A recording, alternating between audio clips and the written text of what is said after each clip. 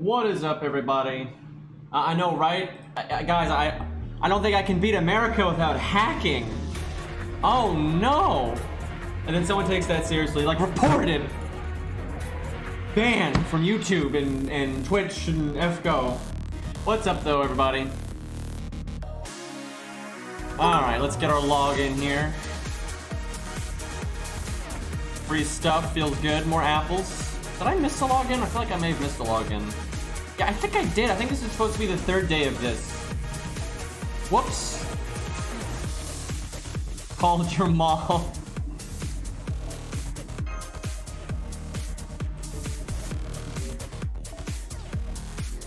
You missed one? Feels bad. How did I do? Damn, I thought I was logging on every day on this account, but I must have slipped somewhere.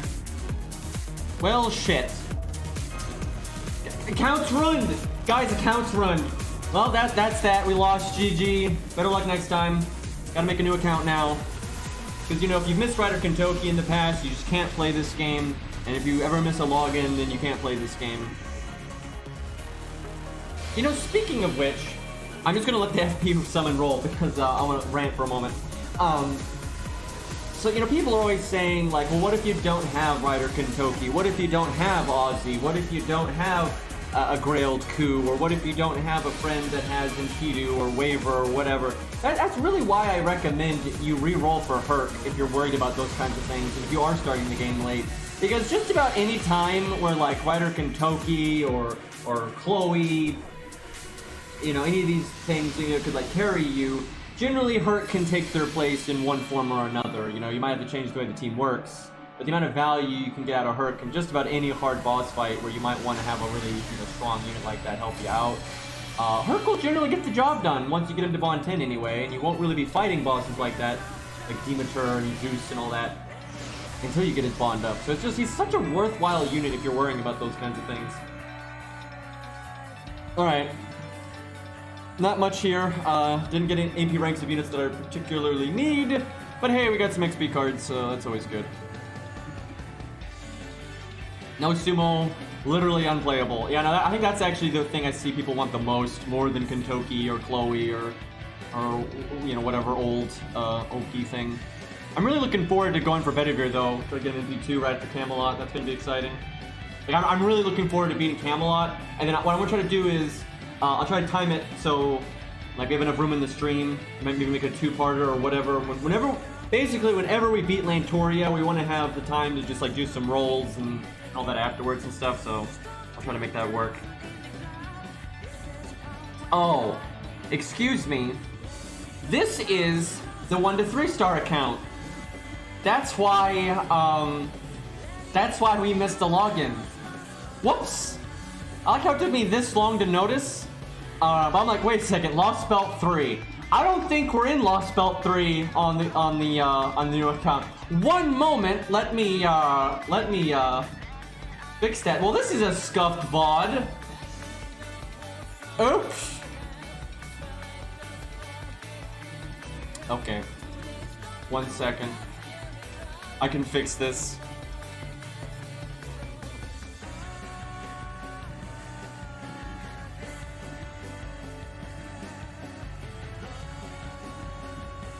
I don't know how I didn't notice that earlier, because like I already had the game up before the stream, so I don't know what I was doing there.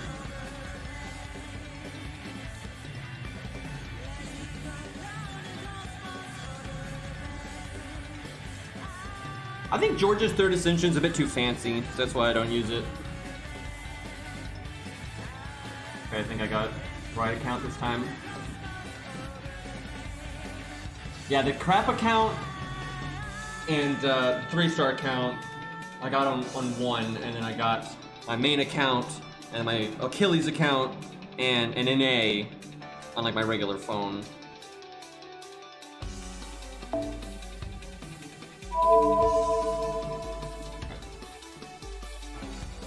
They should make Robin's Third Ascension cloak float. It is kind of weird how it appears and disappears sometimes. Okay, so this account at least, we haven't missed the login. At least I think. I think we're good. That's weird that they only give us one SQ for these days. That's kind of underwhelming.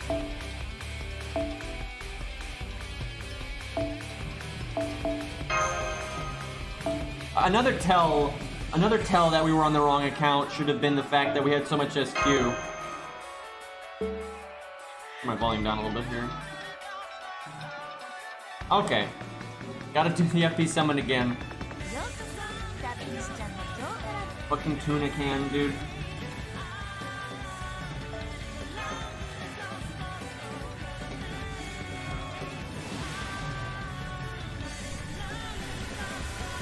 Wow, this roll sucks. This is so much worse than what the 1 to 3-star account got. No XP really, none of the units that we need, no CEs. That's good. That's good. That's not a particular. None of the low-star command codes, other than like the dot clear one, are all that good. But the crit one's okay. It's easy to get some value out of that. This roll was much better. I think Regin's already in P5. I didn't check, but I think he is.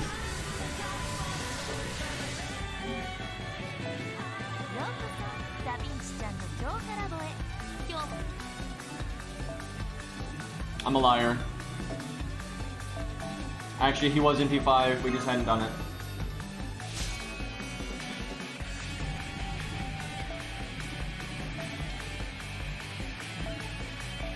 Why do I have William Tell at NP4, but I have Robin Hood at NP2? What a bunch of bull. I mean, I know I've said this in the past, but it's like, it really is kind of frustrating with the way they've kind of done CEs and 3-stars, because like when you first start, like on NA or JP, you know, back in my day, you know, when the game just started, the pool were so much smaller, it was a lot easier to kind of get up the core set, and then once you have the core set up, you only have to work on like the new silvers, you know, one at a time. So it's not that hard. It is kind of annoying, and it's not a big deal. Like, the point of this account is to show, even with those annoyances, you can still do just fine and get by. But it is annoying, like, how much harder it is to get ley line, you know, or just even Battle of Kemlon, for crying out loud. Like, it's just much harder to get those things now than it used to be, and it's harder to get Robin to NP5 than it used to be. You know, in the long run, of course, you're still going to get it done. It's just going to, generally going to take longer. And as I've said just so many times, they really need to address this because, you know, right now it's bearable, annoying, but bearable. And as time goes on, these kinds of things are going to get more annoying, and I really think they need to find a way to, like, target specific units, or have 2 FP summons, or 2 story summons, or just something. Like, they need to find a way to, address this. Guys, don't worry, though. We got NP4 Jekyll and Hyde. What else do you need? I mean, he's a berserker guy, so he works against all classes. Totally. Can you imagine playing an account like this, and you get to Gwaine, and you try to make fucking Hyde your main DPS against Gwaine, right? And let's be real, Gwaine is hard for like a new account and a new player and all that, but in the grand scheme of things, he's not that hard, right? But still, Hyde would just be so bad. Like, oh my god.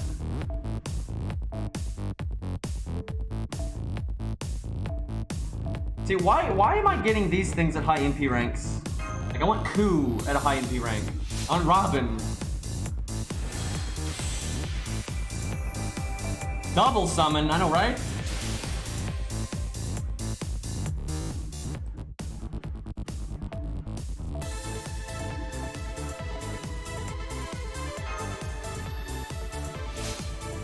Getting good NP ranks on a lot of characters we're not planning on using too much.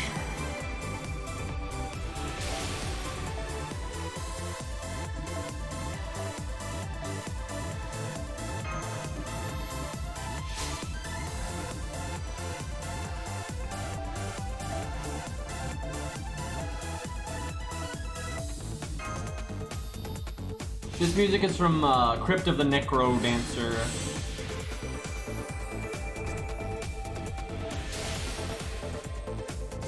It's called Stone Cold. Yeah, Stone Cold.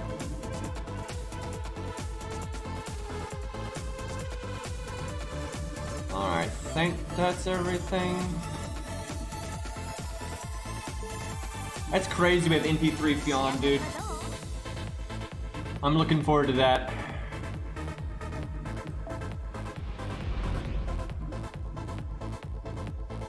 What I generally do is when there's not an event going on, and if I'm not doing the main story or something like that, I'll just use my daily AP, you know, for something. And I don't stress too much if I get the rare drop or not. You know, I'll just like, I'll use my AP here and there to maybe get a few hero proofs, a few bones, or a few void dust, you know, whatever. And you just get what you get, and I don't worry about it. And if I whiff some of my AP in dead weeks, it's not a big deal. I like to have fun more than worry that much about efficiency. Like, if you're stressing out that much about efficiency, it's like, what's the point?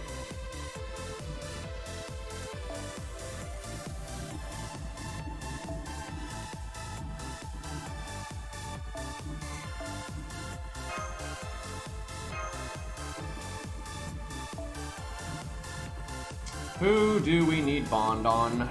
In a way, we need Bond on William Tell if we just want to get that free SQ off of his interlude someday. No real rush on that one, though.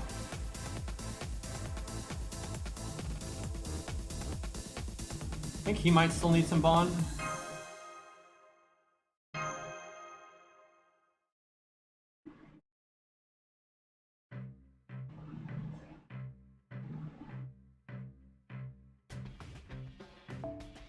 Well, here's the thing. NA has had so much time to save for Scatty. If you really wanted her, then you shouldn't have been rolling too much on other things. And then plus all the free SQ you give, you know, your odds will be really good. And then if you don't get her, then you know when she gets rated up again. So. Oh, fuck. I thought this was a whatever stage. We're gonna lose. We're gonna lose. I forgot we were at a ball. Our back row is a joke, by the way. I mean, Herc probably could carry this, legit. Like, I'm pretty sure Herc actually could carry this, but we don't want to do that. Fuck. Well, we'll see how we do, but yeah, I think we're a bit screwed here. We just don't have any way to survive all these NPs, and they don't NP on the same turn. That's the thing. I remember on my main account, way back, the first time I did this boss, I had Medusa, because Medusa was like my only rider, and Medusa was good here, because AoE rider is obviously good here. And then I stunned Karna on the turn that he had his NP, so he couldn't use it. And that meant he would NP on the same turn as everybody else. And then, you know, I just used, like, you know, people's evasion skills and stuff. And so we just face tanked all the NPs at the same time. And I felt real clever back then, I remember. Okay. I'm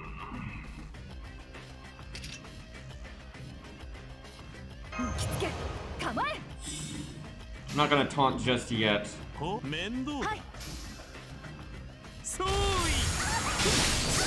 was messed up again.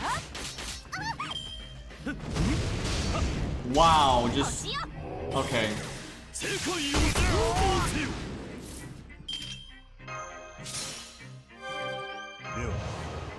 Hey, Beastly. Oh, you beat me on Romulus. Mine is, I'm leveling the 3rd skill last, but, yeah, my 3rd skill's not there. That's a nice, Romulus, though. I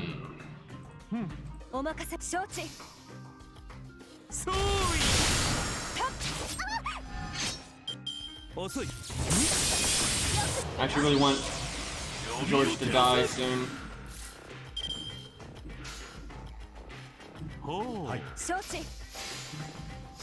I need to kill Karna somehow before he NPs, but I don't think we got the damage for it.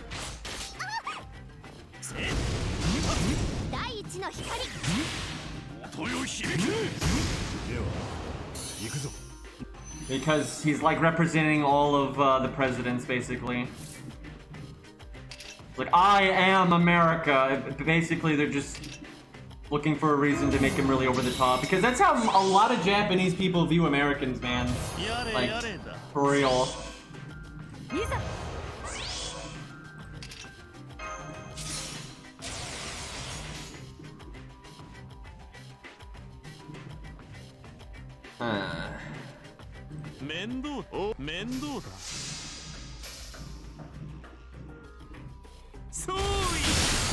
Man, I wish I had realized this was a boss fight. I could have done so much better.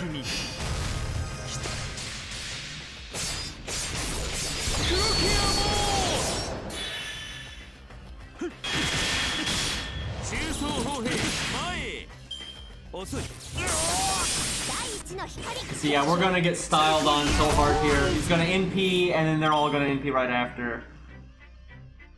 I needed him dead.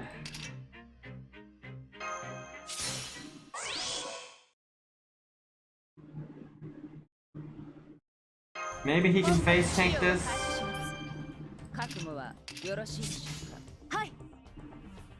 Ushi, can you just triple crit? Casually? Almost.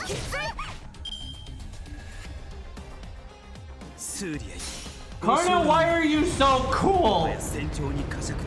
And why are you going to kill everyone?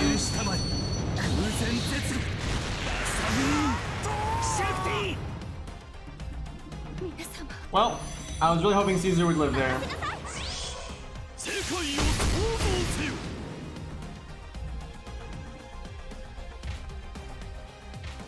Yeah, there's really no way we're not gonna have Hercules carry here. Just out of curiosity before I restart, I want to see how much damage Yushu is gonna do here.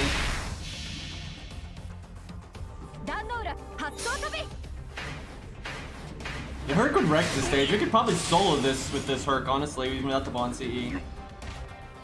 We're pretty, honestly, we were pretty close.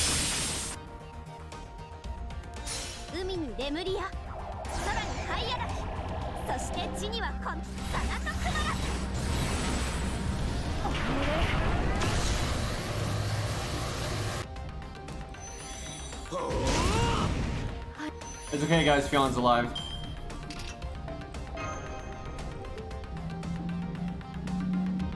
Yeah, I think our Herc could solo that, honestly. It'd be close, but I think he could do it. It's not that hard for him to do 100k, and we still have Guts evade, Mystical evade, CE evade.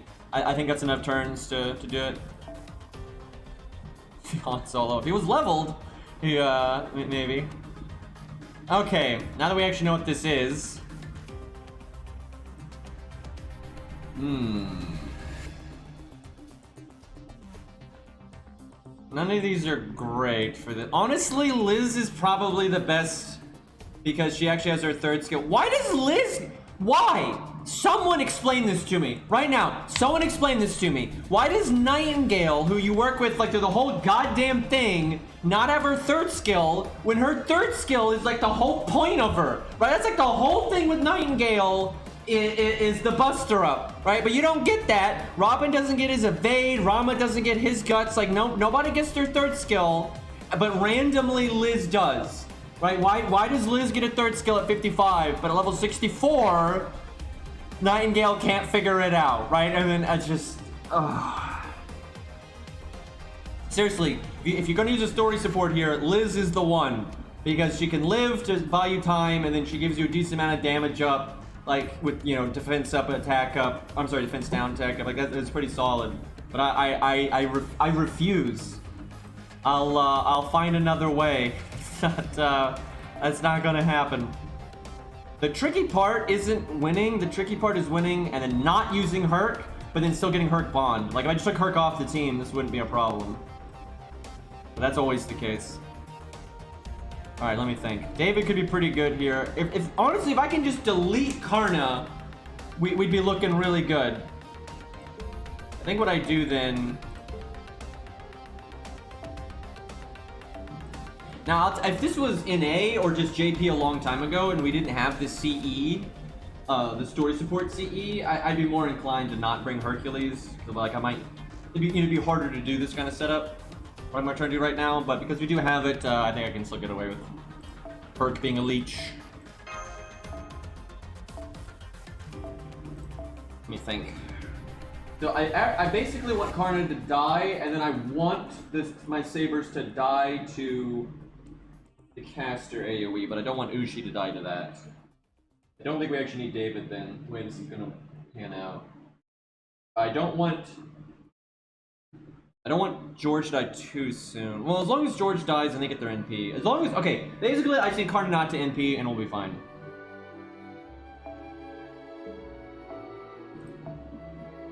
So honestly, I think this would work. I think this would work. You just have Ushi clean up. I think you could do that. But, unfortunately, no. Gotta get that bond.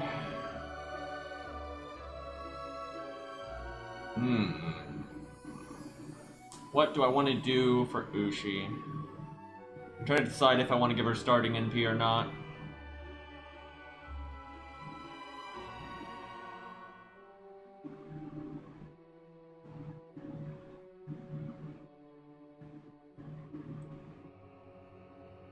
Man, I need more supports. Like, this would be a good time for Hans, but he's not ready.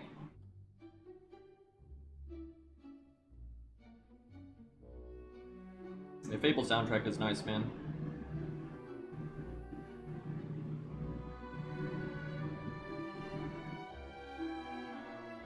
There's always just that.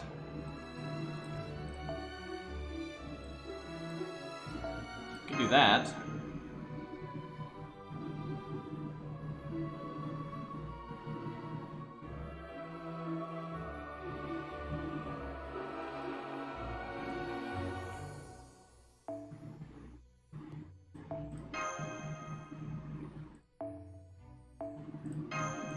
Alright, let's see how this goes. Really not sure about Ku here.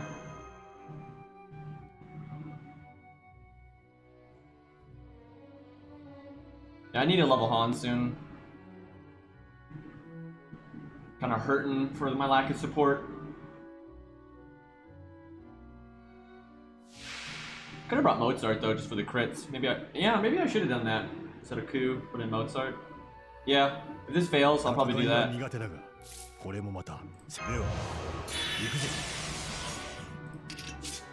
That's an opening hand. Look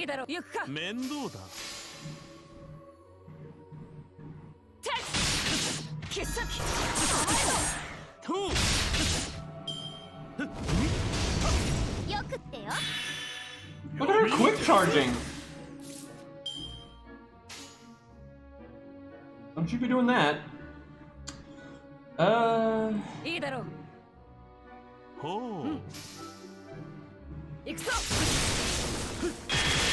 That's pretty bad. I really need them to kill George here. There you go. Get him! Get him! That's not getting him! If she quick charges, we're so fucked.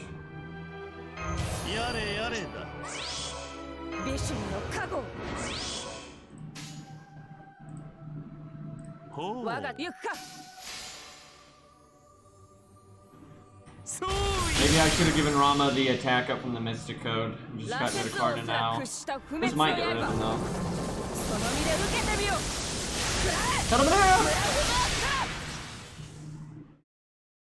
Nope. Nope.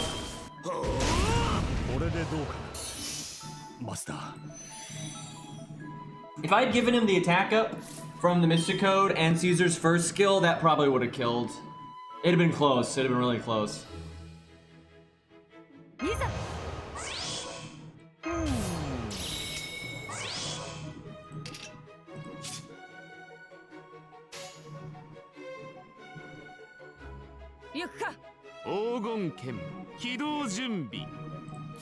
This is unlikely to. I didn't make any stars, but you never know.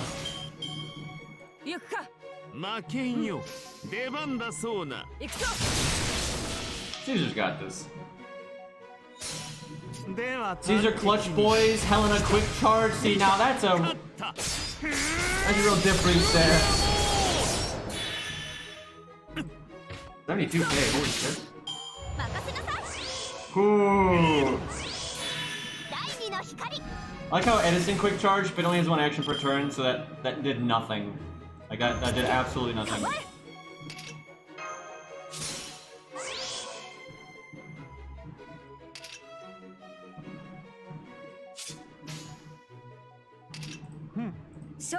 So there's like no, I'm really counting on that crit there, but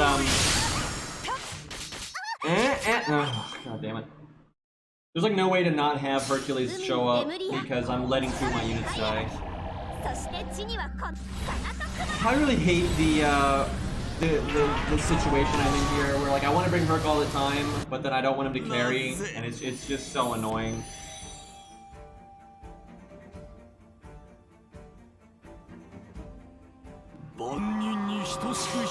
Because it really adds up if you're not bringing him for all these fights.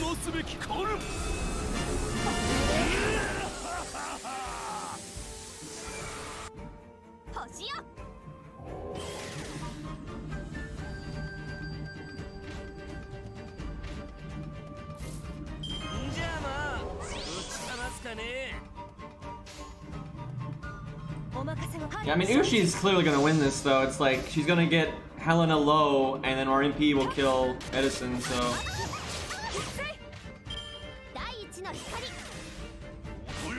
Of course, I gotta start getting instant value. I don't want to get value out of Hercules, right? And of course, he literally face tanks an entire turn for me. We'll just pretend that hit coup. Totally the same thing.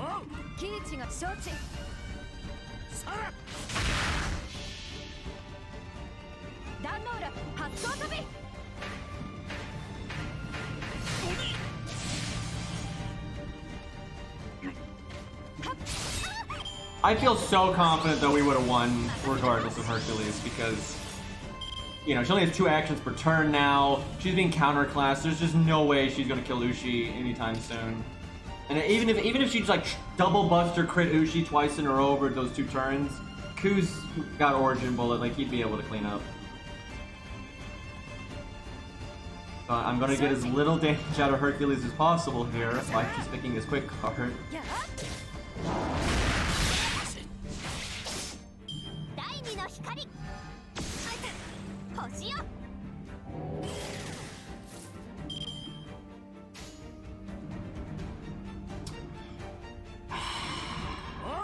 I like how Hercules has got 2 Brave Chains in a row.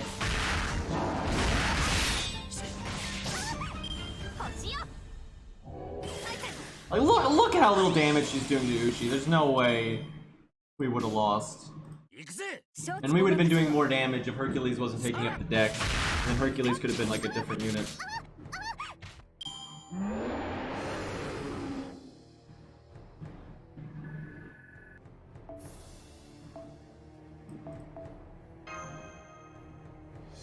I can't wait to actually be able to use Hercules and not worry about this stuff. Just let him kill things, right? It's gonna be great. You're welcome for the carry.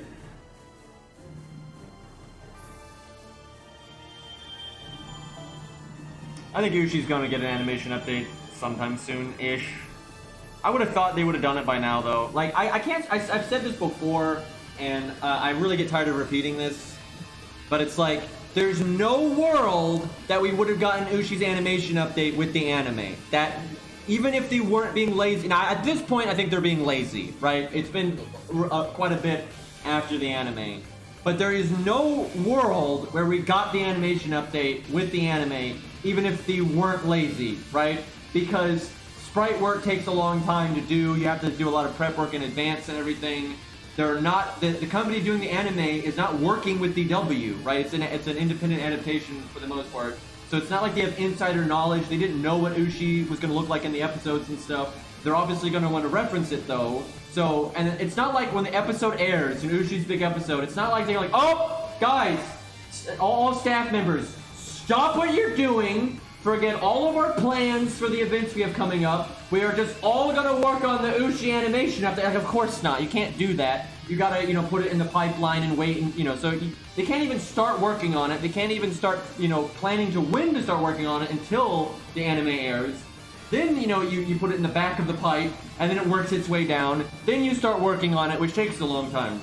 Now that being said, it's been so long since the anime. They obviously, aren't making it much of a priority, and it's going to be a minute, or they're saving it for like the anniversary or some other event or whatever. But like I can't stress enough that there was no world where we were actually going to get an Ushi animation update with the anime. The only way that could have happened is if DW didn't care about referencing like the attacks from the anime or things like that. And they just were gonna wing it, but they're not gonna do that. They're obviously not gonna do that. That is what they did with Curse Arm, though. The reason you got Curse Arm's animation update, like right with the movie, was because they actually didn't base anything he did off of the anime. They based it all off the visual novel. Like his extra attack is basically the straight description of that shadow nonsense from the visual novel. Like they just straight up copy pasted it, basically. That's also because I don't think Curse Arm is popular enough that they really cared if he had any, like, anime references in his moveset or not.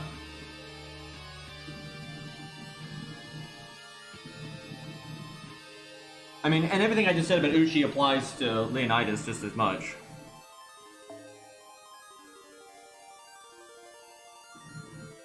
It's our boy Edison.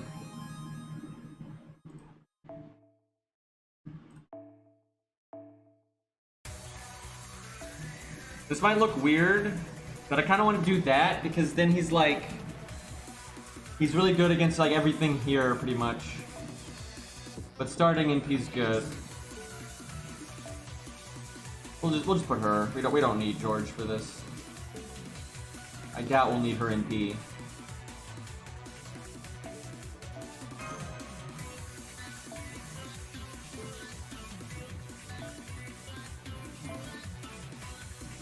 Hans with the killer CE.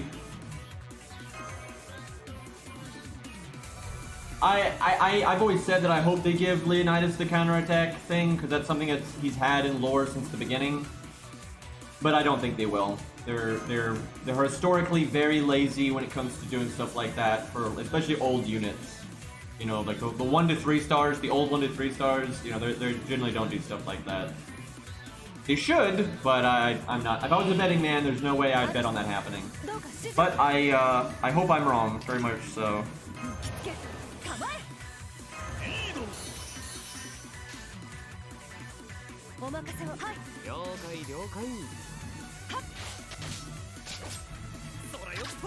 I don't want the spear throw to basically activate, the turn after, kind of like Andres does. But I suspect they're gonna make the spear throw his extra attack, which I think is lame, because then you're gonna see it all the time.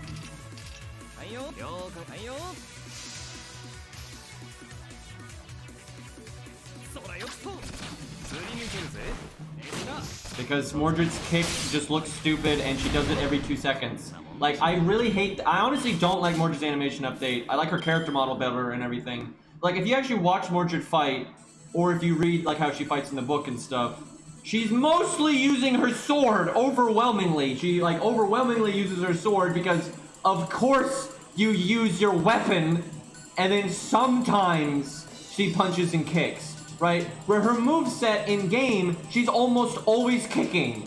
It's like, what the fuck? Like, yeah, remember in the anime when Mordred was like a kung fu master and just constantly kicked things? Like, no, she mostly used her sword, then she occasionally punched, and she basically never kicked anything, right? Like, because it's so impractical. Like when you're in armor, you're gonna kick things. Like, it's stupid. Like, punching and grabbing, sure. You know, but like, it's just dumb. It's like, and what really annoys me, it's her most common animation. Like, if you actually use Mordred, which I do all the time, the animation you see the most is just her generic buster, right? Because in a team context, you're not doing, you're not doing Mordred Brave Chains all the time. A lot of times you're only going to use one Mordred card per turn, right? Like, maybe you're using her with another unit, so maybe someone else does their buster card, and then their quick card, and then you put Mordred's quick card in 3rd place. Right? So even though it's in 3rd place, it's still gonna do the fucking kick animation, right? And let's say you do Mordred's buster card first, and then, you know, someone else's art card, and then someone else's buster card. It's still gonna do the kick animation, right? You just see it all of the time, and it just looks stupid. And instead of, you know, Mordred's like, you know, beating the shit out of people with her sword and her red energy stuff, she's just dive kicking all the time. Remember that video game Dive Kick, which was like half parody, but also half deconstruction of how fighting games work? You know, and it was kind of a meme, you know, literally everyone's only attack was dive kick. That's how Mordred feels now. It's fucking terrible. Because, like, she kicks with so many of her animations, and then her buster one she just does all of the time. And then what's just really frustrating is then her other buster animations, which you almost never see, look awesome, right? They look great, but you never see those. And, like, the second melee one, you only see if you intentionally do a stupid combo that has no practical purpose whatsoever. Like, it's pretty dumb. Mordred's live feed? Oh no, what is this? Oh god, I've seen this before. I've seen this before. How did you randomly find that?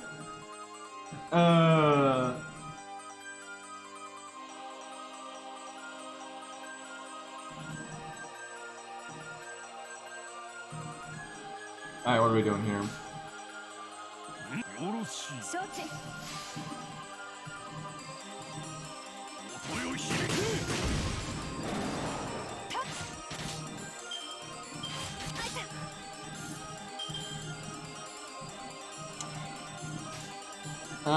It's the Ushimpi gain. Let's hope he doesn't crit.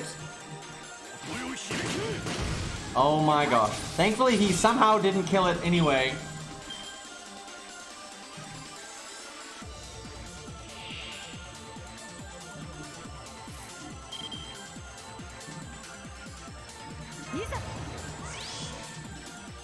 Not sure that was necessary, but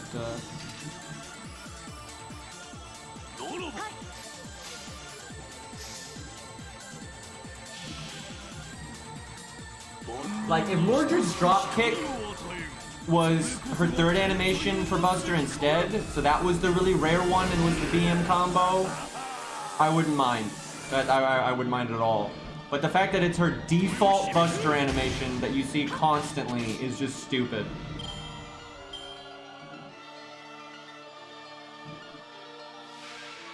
Like, I feel like with Mordred, they were just trying too hard to capture the fact that she doesn't fight clean, right? Or fair or nice, right? They were trying too hard to do that.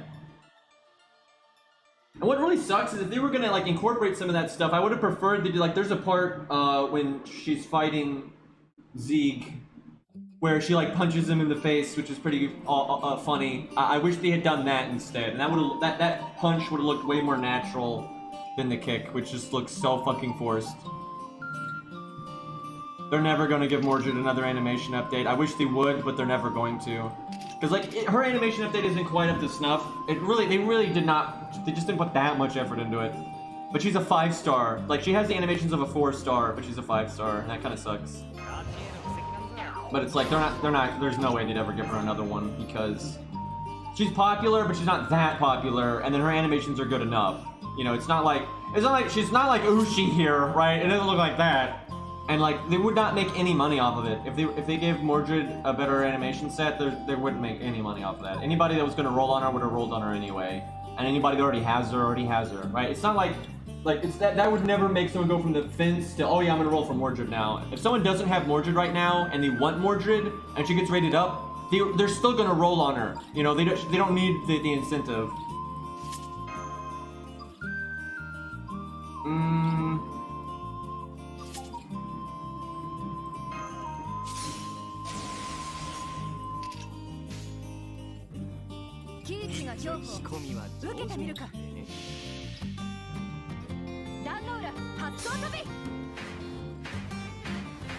Oh, anyone interested in the music, here's a link because it's a cover.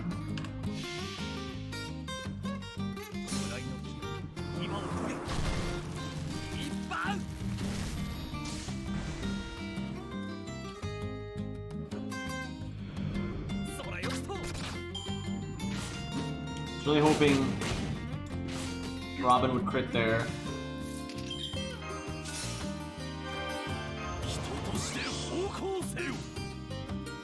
Actually, I don't know why I did that. It's actually fine if Edison dies, because then I would have gotten Mozart, which would have sped this up a bit.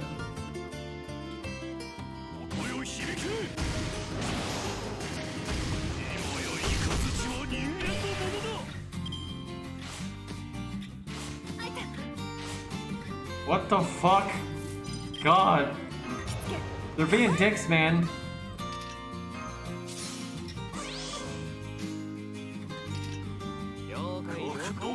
Okay, this should do it. This was a weird stage. A lot of random classes. Face guy.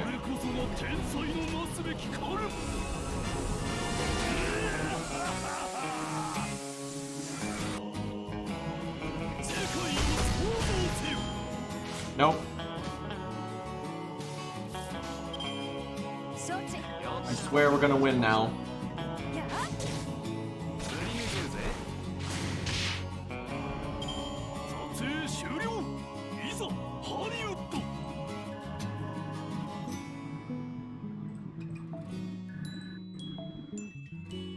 It's like those hero proofs though.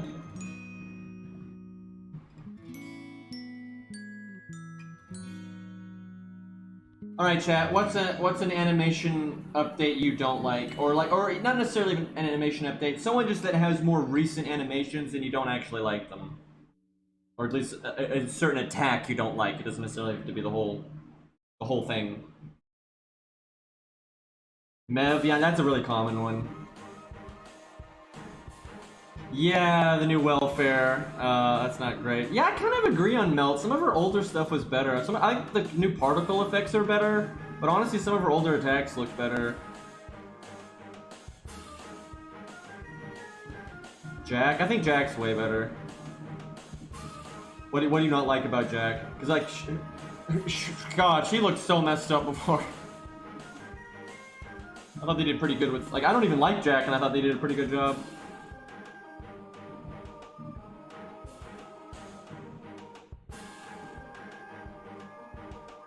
Yeah, Mev is a really common one that people don't like because it's so silly.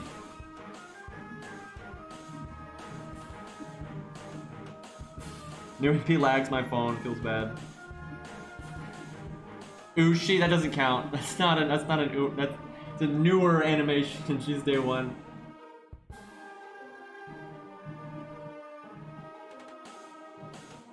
Chat, a lot of people just saying like old animations. That doesn't count. Like, we all know old animations are bad.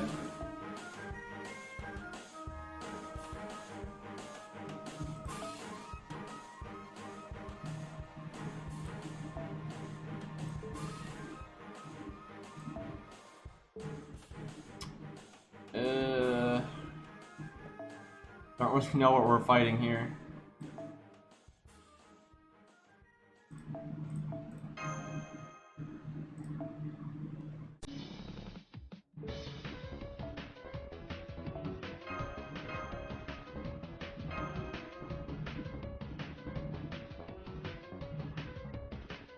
I like Medea's attacks. I think they did a pretty good job representing the different schools of magic that she has and stuff.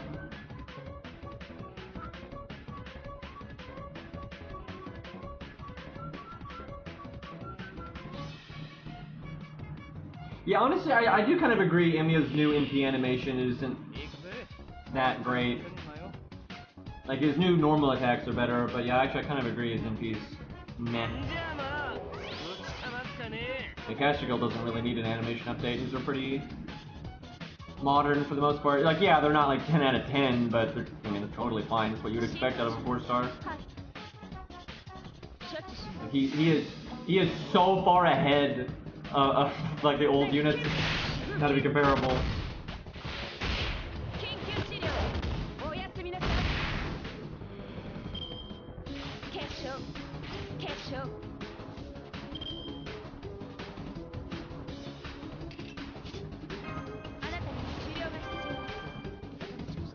I'd say Medea has a fair amount of oomph.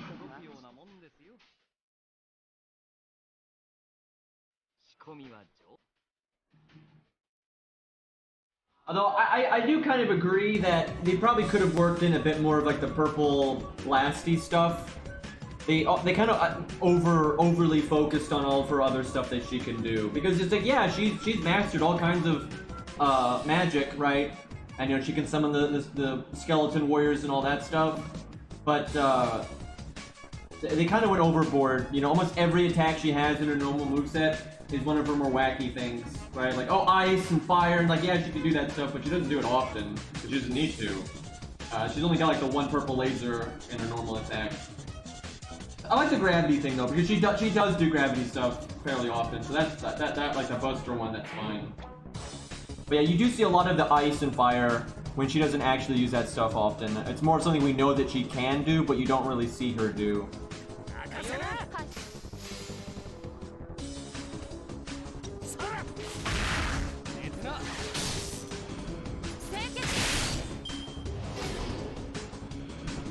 Yeah, that's a thing. That's a great question. If they ever gave Protoku an animation update, what do his movements look like? That's kind of why I think they haven't done it, because they don't have really anything to base it on, and I'm not sure Nasu's even decided. That's the thing. And this happens. Sometimes Nasu, you know, is like, okay, we're gonna do it like this, and we're gonna make this character have these abilities now. We've decided that's the thing, right? But a lot of times, I think Nasu is more willing to do that for characters that they're pulling out of the ether, right? The established stuff that's already out there, but it hasn't been expanded upon yet.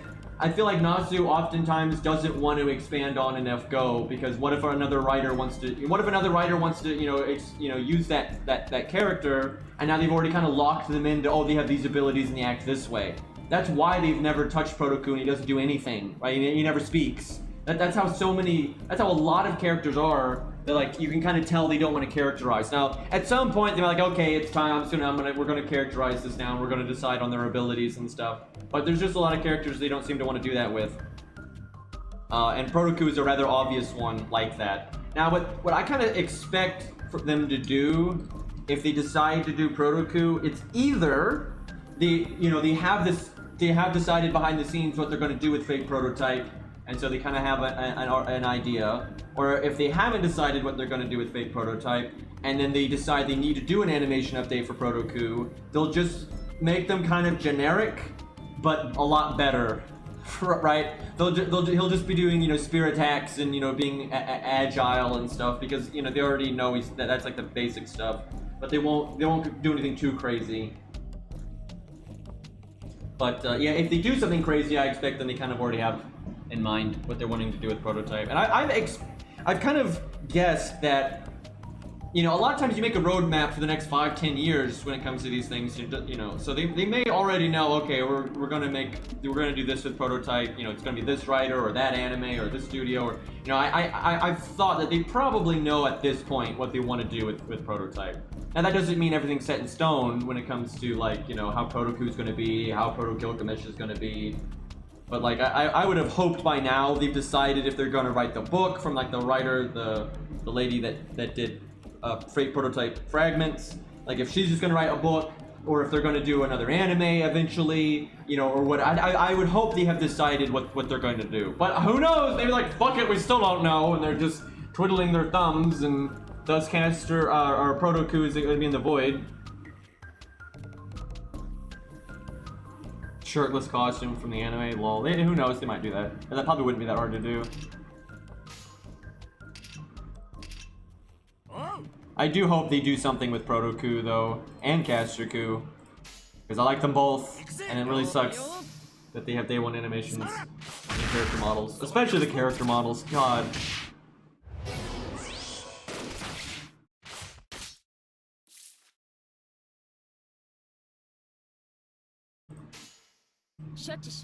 I mean, from what you've said with Protoku, he's basically just Ku but better, like in terms of the physical side of things. Like he's just faster and stronger.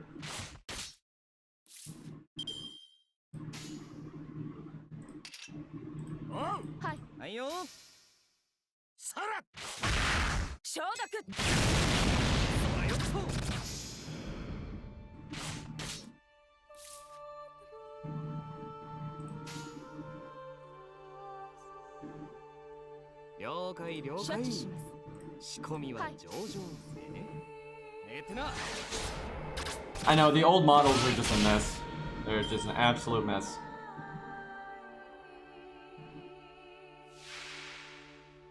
Yeah, there's some stuff that Ku has that Protoku doesn't. Like Rex said, experience. That's, you know, not that Protoku seems to be inexperienced, but they definitely say he's a bit younger and, you know, more youthful and, you know, not as, you know, wise.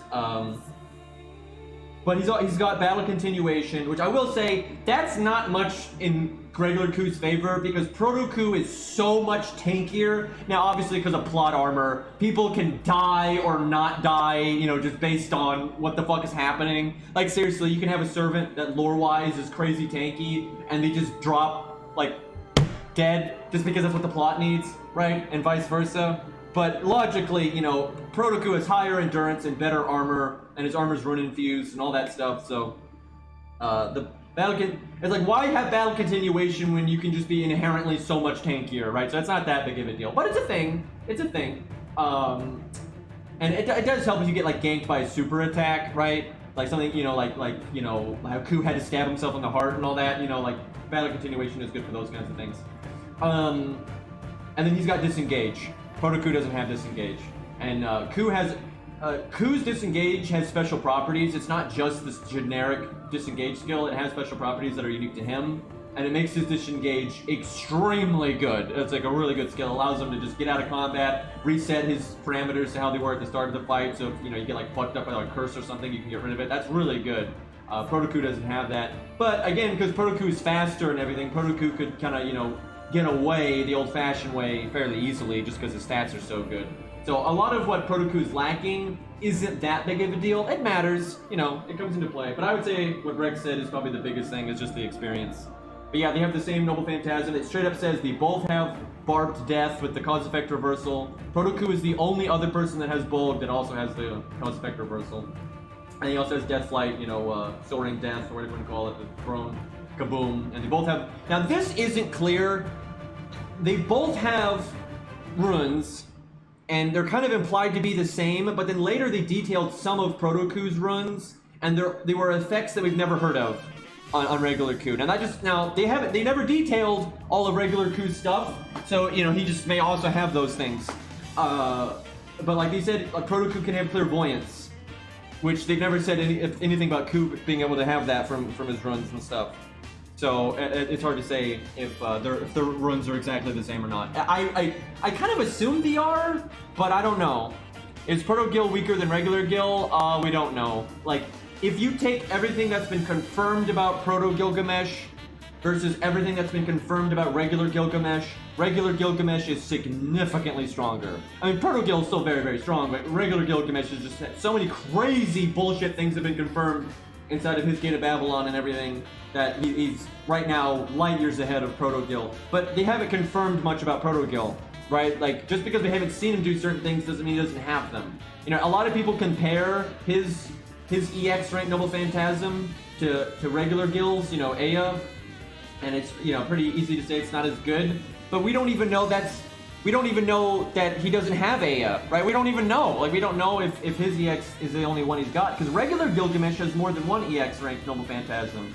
So maybe Proto-Gil does too. We don't know. I would guess though that Proto-Gil is going to end up being weaker because regular Gil is so ridiculous, and I just kind of expect that's how they're going to go with it. But who knows? Maybe the detailed Proto-Gil in FGO of all things someday. And then they were just like, yeah, lol, he's got Aya too, right? And it's even stronger, right? I mean, who knows?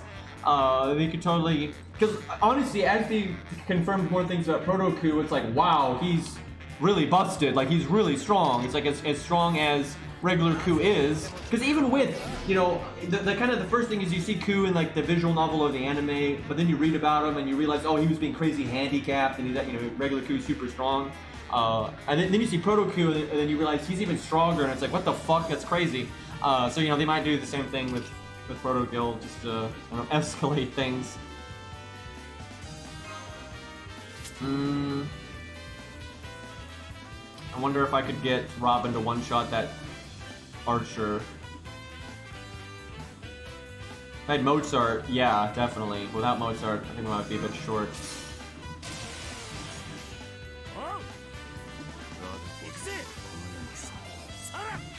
We don't know everything in Richard's toolkit. I wouldn't really say he's busted. He's just good. Like, when he's fighting Gil, I mean, first of all, Gil wins, ultimately.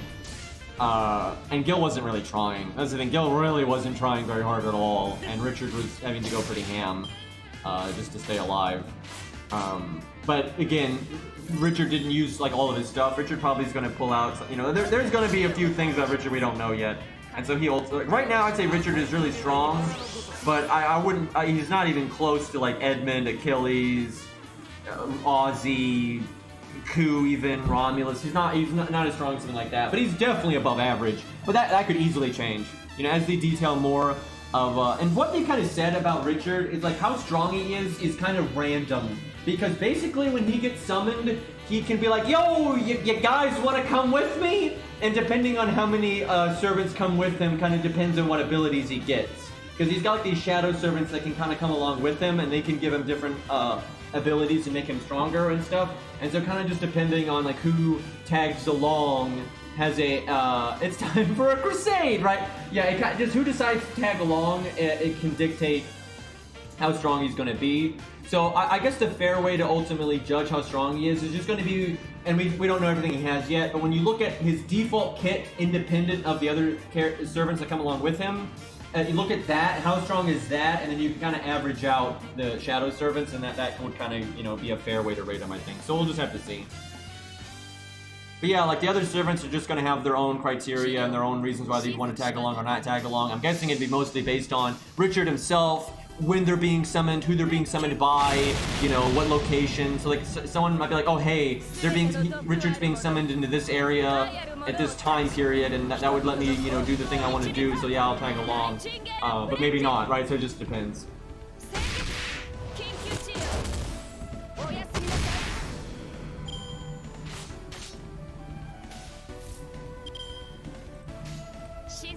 Yeah, Gil's skill, regular Gil is so ridiculous, dude. It's just nonsense.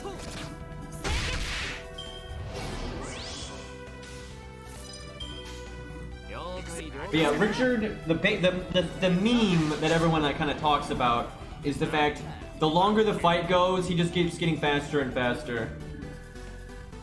And so if the fight drags out, he gets really quick, like really quick. However, there are some things I think people have overlooked. Some of the stuff hasn't been completely confirmed, some of it has, some of it hasn't, and some of this though is definitely speculation on my part. But I'm pretty sure Richard's master is hooked up to the root, and it's either, so you know, on the surface level they want you to think it's Arthur's master, but the Fate version, right? Like the Fate timeline version of Arthur's master, you know, from Fate Prototype. And so there's two theories right now, that it's actually not her, but her sister pretending to be her, because she's got the yellow hair instead, like, and all that. So some people think it's basically her sister, but she's older, right? Because in the Fate Prototype, okay, let's back this up. In the Fate Prototype timeline, you've got the two sisters, The one that appears like a loli and is much younger is actually the older sister, but she died a long time ago, right, in like the Fate Fragments storyline. But you know, in the Strange Fate timeline, it could potentially be she didn't die, right? Arthur didn't kill her and throw her in the Grail and all this stuff, so she just grew up. So of course she looks like super like her sister. You know, the reason they don't look super similar is because, you know, the regular Fate prototype sister is older because she lived longer, and the older sister, you know, died young, so they don't actually look super similar.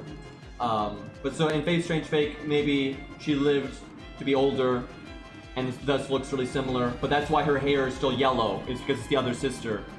However, it could just be in the regular timeline, the regular like Fate world instead of the prototype world. She just it is the younger sister, and she just has yellow hair, like and then she's the one connected to the root. Because in Fate Prototype, the older. This is so confusing. This is so fucking. I'm confusing myself, right? It's because fuck Prototype, right? It's like you have the older sister who looks young because she died young, and she's connected to the root, and then you've got the younger sister who looks older and isn't connected to the root. And the older sister has yellow hair, and the younger sister has black hair. And then in the regular timeline, you've got the supposed younger sister, but she has yellow hair, right? Like, this is stupid. Anyway, in Fate Strange Fate, it's either the younger sister pretending to be... it's either the older sister pretending to be the younger sister, and she's connected to the root, as she normally is, right? She's normally connected to the root. That's typical. Or in the Fate timeline, it is actually the younger sister, and she has a different hair color because whatever, and then she's connected to the root instead of the older sister, right? So it's one of those two things, probably. God, this is confusing. I feel like most people in chat have no idea what I'm talking about because it's bullshit. Anyway, either way, end result is Richard's master is probably hooked up to the root and has unlimited mana, and thus Richard is much stronger than he normally would be, because when he's fighting Gilgamesh, the fight goes on for a while because Gilgamesh isn't taking it very seriously, and Richard gets really fast, and he grabs one of Gilgamesh's swords and he starts using Excalibur. And so the thing with Richard is he can use Excalibur, and its rank is dependent on the item he's wielding, right? And that's kind of, it's based on him in real life, because he didn't have the real Excalibur, but he got a sword and he just named it Excalibur, right? So basically he can use Excalibur, and how strong the blast is dependent on the item. So if he uses it with like a stick, it's not going to be that strong, but if he uses it with a proper sword, it'll be really powerful. And Richard makes note, it's like, wow, Gilgamesh's swords are of such high quality, if I use Excalibur with these, it'll be the highest rank it can be, basically. However, his rank of Excalibur will never exceed Artoria's, or Arthur's, or whatever, with a proper Excalibur. Like his can't be as strong. However, he can fire it way faster because of his speed thing. He gets this speed hack where he's going crazy quick. And so he's basically firing Excalibur over and over again, and so it's like a continuous beam because he's just firing it so quickly. But I don't know this for sure, but I don't think he could normally do that. I don't think Richard actually would have the ability and the mana to spam his MP like that. I think the reason he's able to do that is because of his master. But yeah, Gilgamesh face tanks all the Excalibur blasts with like these shields from Gate of Babylon, and then he bitch slaps Richard into a church because, as you do. Full auto Excalibur, yeah, basically. So he can kind of get around the fact that his version of Excalibur is a bit weaker because he can fire it so quickly like that, and then in many ways it's kind of stronger, but I don't think he could naturally do that. Like, I don't know that for sure, but I expect he's only able to do that because of his master. Definitely Caesar. I'm guessing this is a boss fight.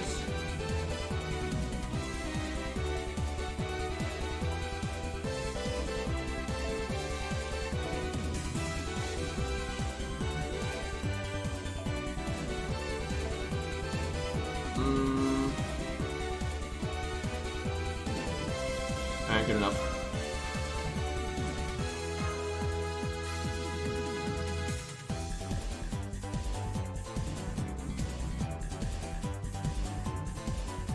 This is the Rex boss.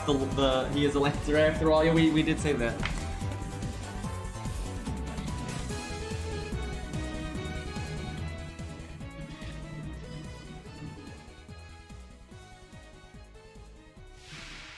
Oh, that's right. You do fight her for shits and giggles or whatever.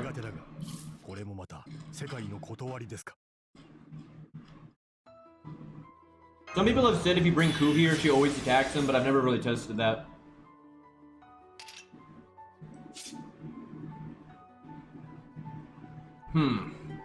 Got a couple of Buster cards.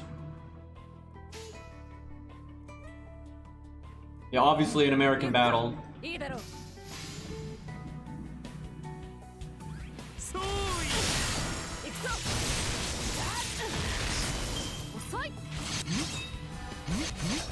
Rex, you're just cosplaying.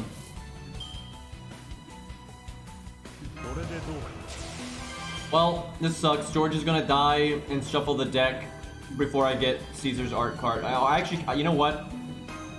I care that much. I'm gonna try to keep him alive for another turn here.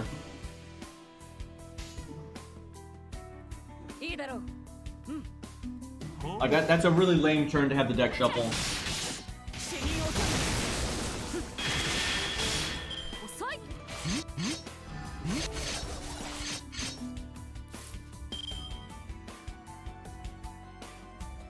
That was totally worth it. That was absolutely worth it. Look at all this MP I get now. And see, now I don't give a shit if the deck shuffles, because it's going to shuffle this turn anyway.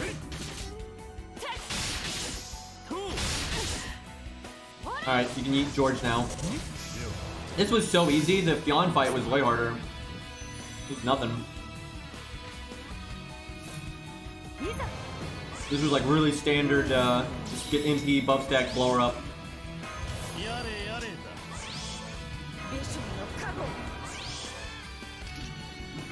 Let's see if Rama can one-shot. Probably not. Hey, Professor. I don't think Scath needs an animation up that badly. I mean, she could use one, sure. I'm not like, oh man, her animations are great. But again, she's not quite. But anyway, she's so much better than like the really old units. Like, it's not even close. Like her character model's decent. It's not their best, but it's decent. You know, she doesn't look like crap. And then her attacks are again decent. So she's all right. I mean, I don't think anyone's like, wow, Scath looks so lame. You know, she doesn't have like the giant big head syndrome and all that. Her proportions aren't perfect. They've definitely done better, but she's all right. Like, I feel like they need to get some other ones done first. But I figure the next time she's going to be really prevalent, be it in a very major event or in the main story, that's probably when they give her an animation update. Because she's popular and you know, all that stuff, so. Although, they've rated her up so many times that I doubt they're going to make much money off of it, so kind of probably lower priority.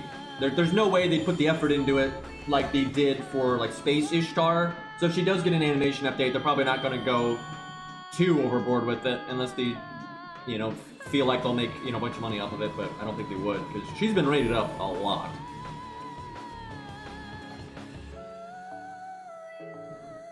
I don't know though, if they buffed her, gave her an animation update, that probably would get people to roll, just because them buffing her, that make people want her to be in P2 or whatever, so, and there are people that like her and just don't have her, you know, so. It could, I don't know, it could happen.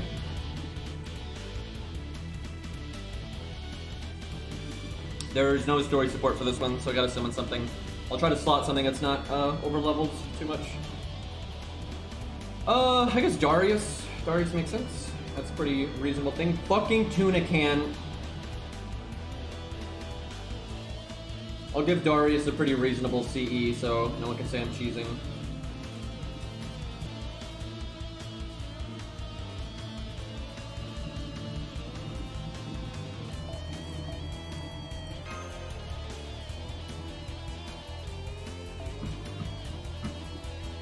I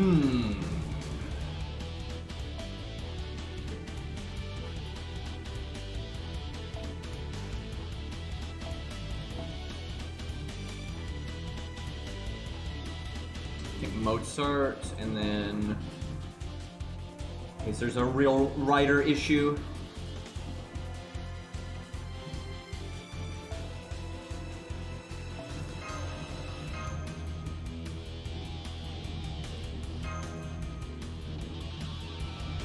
I always get Kama's stages confused. I just don't like stage 1. That's the important thing.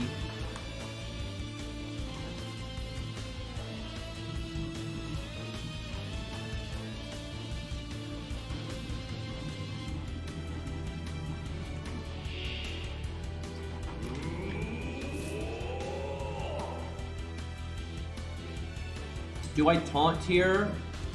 I guess. I don't know, maybe... Nah, I shouldn't have taunted. If Darius got smacked, I could have just used his heal. And these guys are gonna die pretty quick, and then we'll switch waves and waits to turn a taunt and all that stuff. That was definitely wrong. Is stage 2 like the more like kind of her just normal? I don't know how else to put it. Just more normal. I will say I don't like the NP as much in that one. Like where she got clones herself a million times. It just looks kind of meh. I'm not really crazy about either of her NPs. It's just I don't know. I'm not a big fan of that one.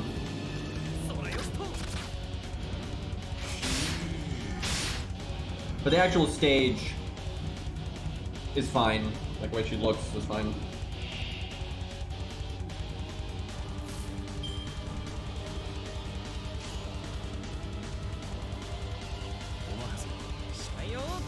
I like how the class preview made this look so nasty, but this is really easy right now.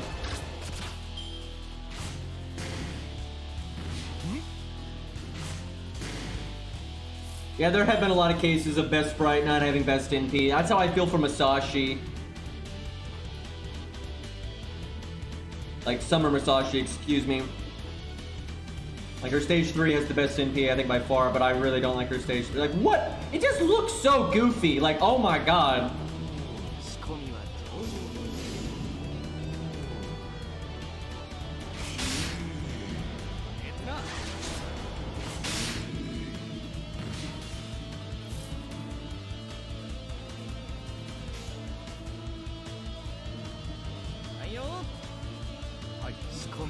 George, just don't kill. There's no way George is killing this. He's 45, no attack foes. Yeah, we're good.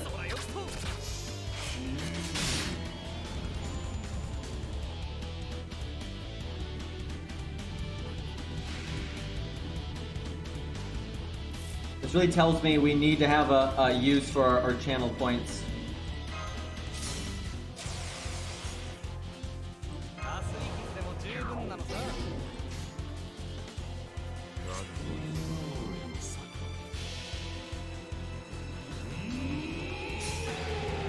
I like stage 3 or stage 4 Darius art. I don't really like it in game because they just don't do the particle effects on his axes are day 1 particle effects and they look terrible.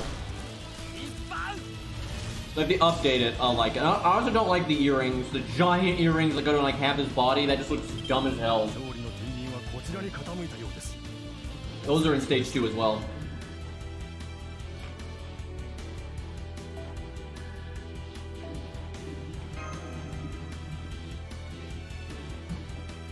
Yeah, his stage 3 and 4 art is fine, but I don't like the sprite. Yet another unit that I hope gets an animation update.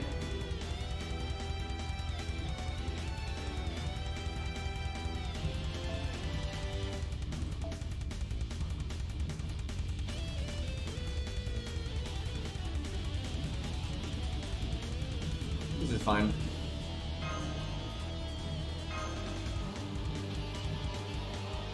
What I might do is when we do chat versus FGO, I might allow people to like overrule an action or something for an outrageous amount of channel points.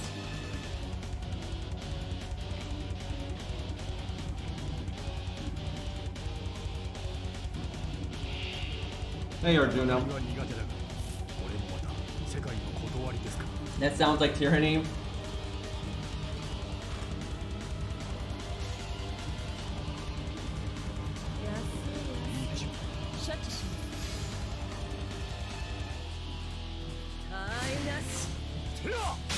I like the emote like that with him.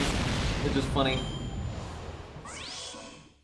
Now, can you imagine if someone actually pooped Pim's nose? I'm pretty sure they would die.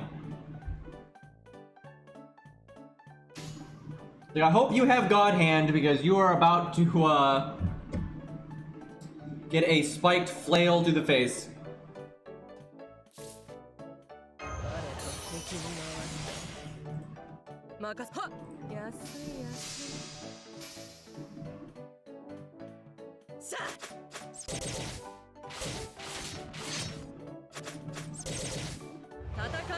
The Beastly's got it.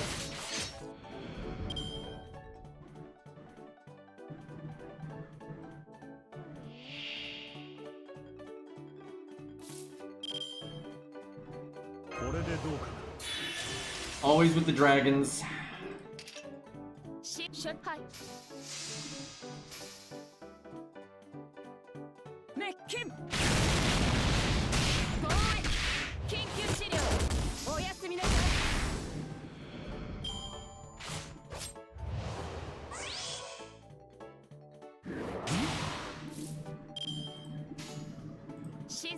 Come on, crit. I want to kill this one.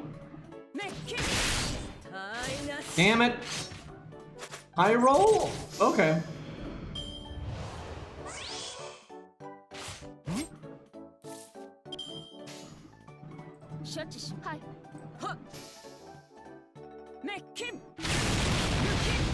I can't wait to have Leonidas cards, dude. It's gonna be awesome.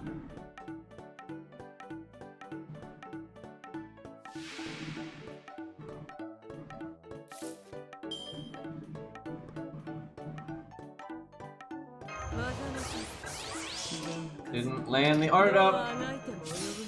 Although I can't really complain, I don't have the skill maxed, so. Man, we have so many reasons to beat Camelot. Let's just get our 100 face buff, which is a big deal. It unlocks Bedivere, we just get a copy of Bedivere, and then we can get Bedivere from Story Summon on an account that's going to be Story Summoning a lot. Oh, and Arash's MP buff is from beating Camelot, too.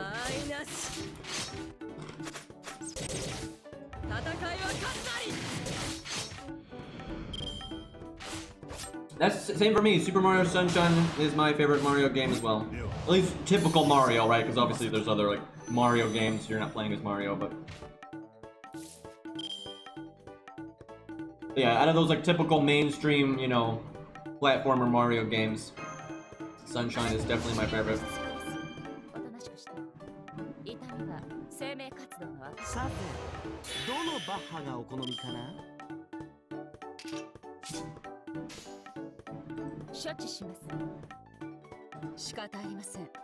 Over here, target switching with our NP should work.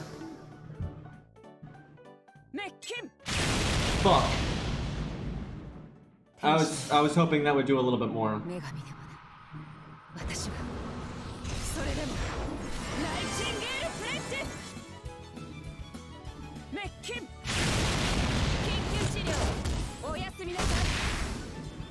So I should have done Buster NP, then my extra attack would have hit the other one, I think.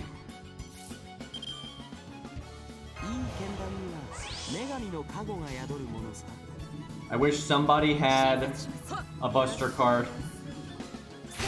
Really hurting our damage here with that one.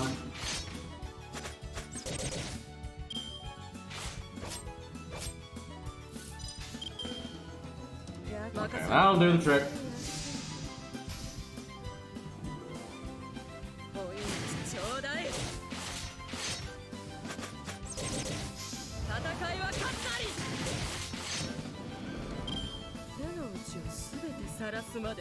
Dude, I am so annoyed with how poorly they did America and FGO. Like, it sucks.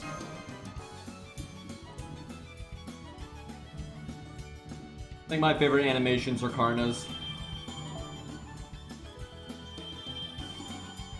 Gil's new animations are really good too.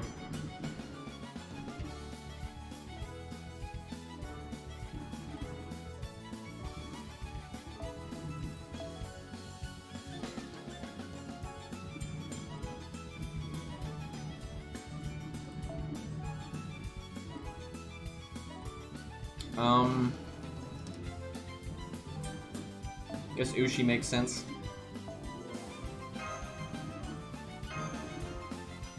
This CE has been nice.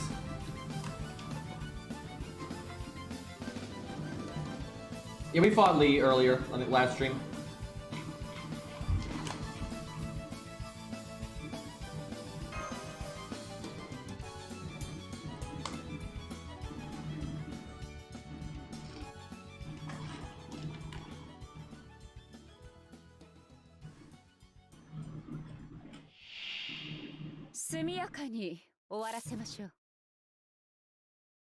Oh yeah, Romulus is super cool.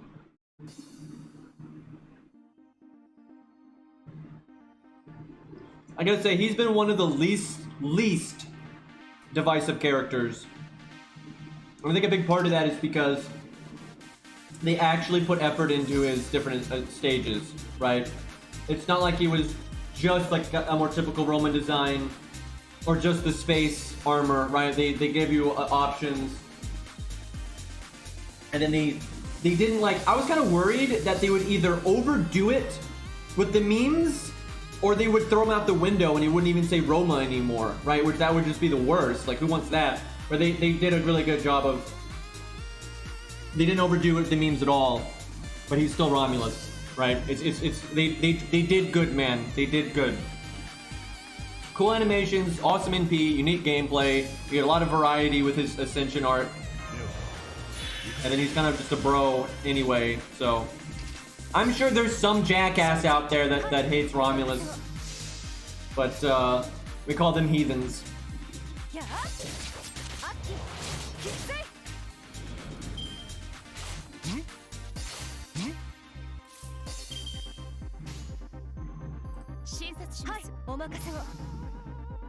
Dude, and like the way they worked in the Mars stuff and everything, that was so good, man. That was so good. I tell you, Lost Belt 5 was just so satisfying because, you know, things were characterized better. They put a lot of effort into like the climax. It had a lot of good character moments and actual like proper storytelling. And I never would have thought they would have done the whole Roman versus Greek thing, but they did. But they didn't like force it, right? They didn't like make the whole story wasn't that. But then it like the circumstances you're in, it really makes a lot of sense. And then in the background with like the writing they've done for Ares/Mars and other works, it really works with the way they have him like develop from, you know, Ares into Mars and like how that kind of signifies his personality development and stuff. It's great. Like it was really good.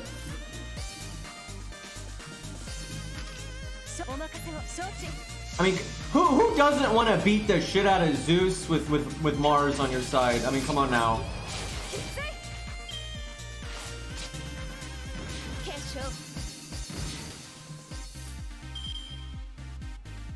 I mean, sure, regular Romulus is bigger, but I don't think that's that big of a deal. That doesn't make him look weak.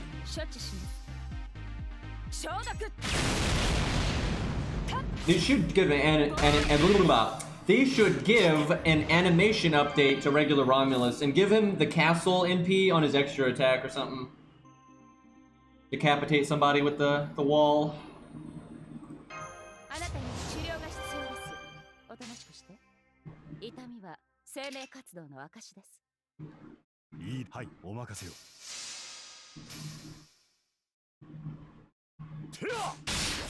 Yeah, regular Romulus is definitely bigger. There's no doubt of that.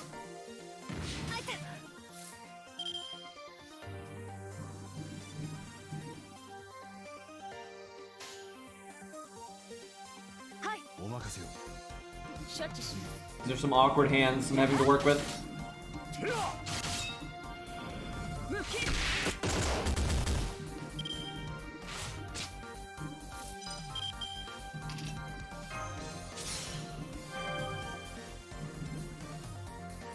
I'm taunting now, even though we'll probably whiff a turn of it, because George is gonna die before the duration is up. And just in case we don't kill this thing.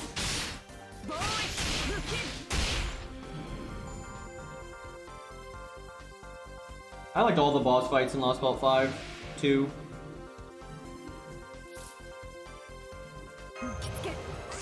Always gotta say 5-2 because 5-1 is significantly less awesome.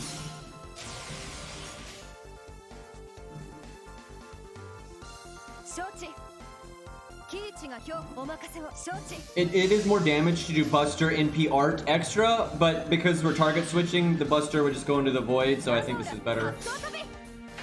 But the Art extra would do so much more damage if we had the Buster first card. But we're gonna one-shot this with the NP, then target switch, so...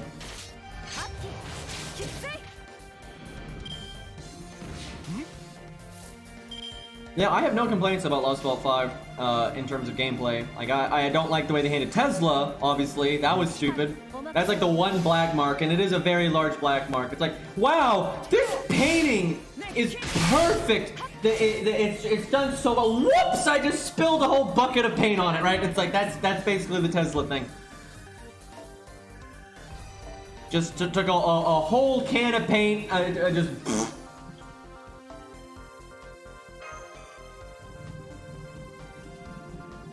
Yeah, and also, the way they handled Hercules was pretty bad, too.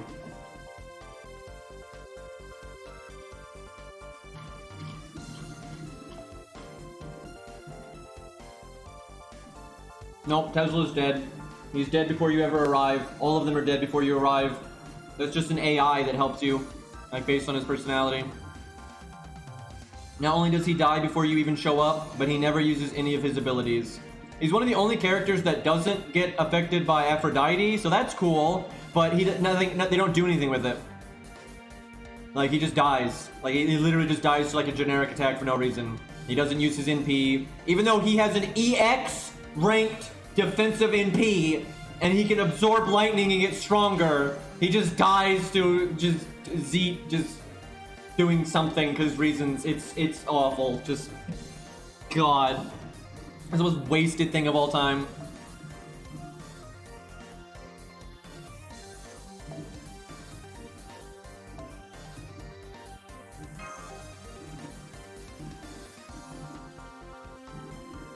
Yeah, most of them die to Aphrodite. They just kill each other. But Tesla does it, and I think like Helena doesn't. I know it's Tesla and a couple other ones, but I don't remember who.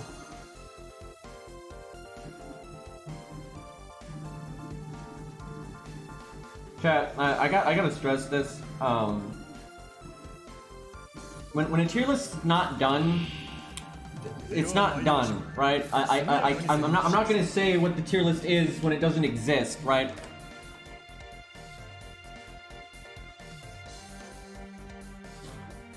Like, some things I know in advance because they're so obvious. Like, guys, did you know that Merlin is one of the strongest units in the entire game and it is like really broken? Did you know that? But for most things, it's not that obvious.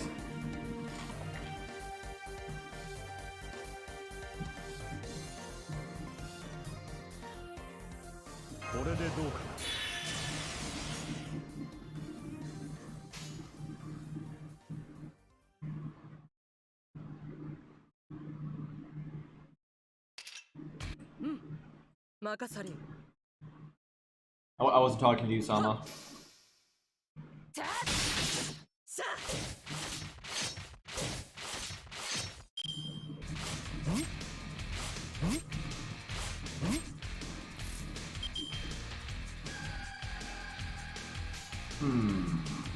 Wait, why did I bring Rama? What's even going on right now?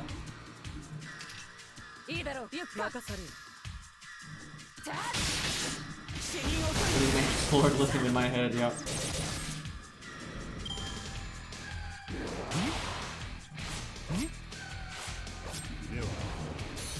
I'm so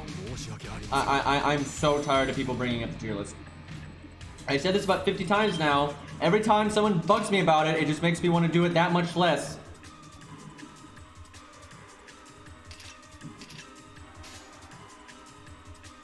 Let me explain this one last time, because I don't think I have this on the YouTube channel. So I want to explain this at least once. So it's like, imagine you work really hard on something, right? Like really hard on something, and it really burns you out. And then so you want to like recover after you do it. And then the second you put it up, and if Rex, if you could get the comic, that would be great. But the second you put it up, all anybody does is it just instantly starts saying, when are you going to do it again? Just immediately. right? It's like it's awful, right? Like that's not a good feeling. And like I was saying, when it comes to things like summary videos or anything abnormal, right? And especially with the tier list, because the tier list was just so like life consuming for like 2 weeks. That's not something you want to just randomly do, and you're not gonna know when you want to do it again. It doesn't work that way, right? It's like, oh yeah, when do I feel like putting my entire life on hold for 2 weeks and do nothing but working on a tier list? I then deal with my editing program crashing every 2 minutes. That's actually the biggest problem. If my editing program could actually handle it, it would be a lot easier. But anyway, and so if people just leave you the fuck alone, I'm gonna literally forget about it, and then I'm gonna, you know, recover, if you will, and not be burned out. And then I'll just randomly down the line like, oh yeah, I want to work on that again, because I like doing stuff like that. But when people are just constantly nagging you about it, you never relax. You never relax. You're just constantly being reminded of it. And it's not only you're just constantly being reminded of it, you're like being pressured into doing it when you don't want to do it, right? That makes you, you know, spite it, right? It makes you not, you know, it makes you against it, right? Because it's like, I don't understand. It's like, why do I need to make a 5-star tier list 5 seconds after making the other one? And it's like, there's so many 5 stars that, you know, like they're about to do the round of buffs and everything. This would be a terrible time to start working on it, right? If I started working on it right now, then they're gonna do the anniversary, buff 1,000,000 units, and then everything I just said is void. It's like, yeah, that makes sense. Like, on the one hand, and I'm not trying to sound like a spoiled brat, because on the one hand, I am very grateful that so many people liked it and want more of it, right? I'm lucky that's the circumstance I'm in, right? But it is still obnoxious when you put that much effort into something and the immediate response is literally every day I just get spammed. I get DMs on Discord of people asking me, you know, when I'm gonna do the tier list or how far along am I or blah blah blah blah, and it's just like, oh my god, please stop. And here's a great example. That's how the summary videos used to be, and that was that combined with just, you know, how you know, time-consuming those can be to make, is why I stopped making them. That's a huge part of why I stopped making them, because it's just annoying. And then I went so long without making any. People finally shut the fuck up about it, and they didn't bother me about it. And then I'll look. I just randomly was like, you know, I'm really in the mood for like, you know, doing some memes and like having a more involved, you know, editing process. So then I made one, right? And I'd make another one a lot faster if people again would just relax.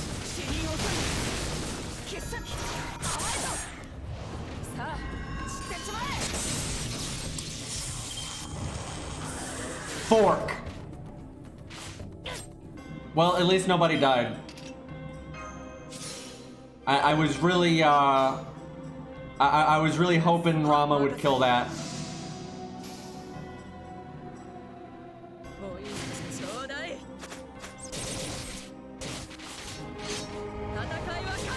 I mean, I'm not talking to you, Blitz, specifically. I'm talking in general. It's like, no lone person is to blame for this, and I'm not mad at anyone. I'm more like yelling at the ether, right? It's more like that.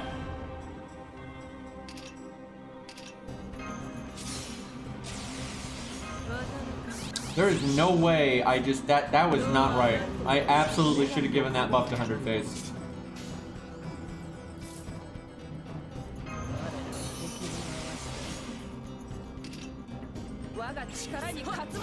Well, it should at least do the 29k.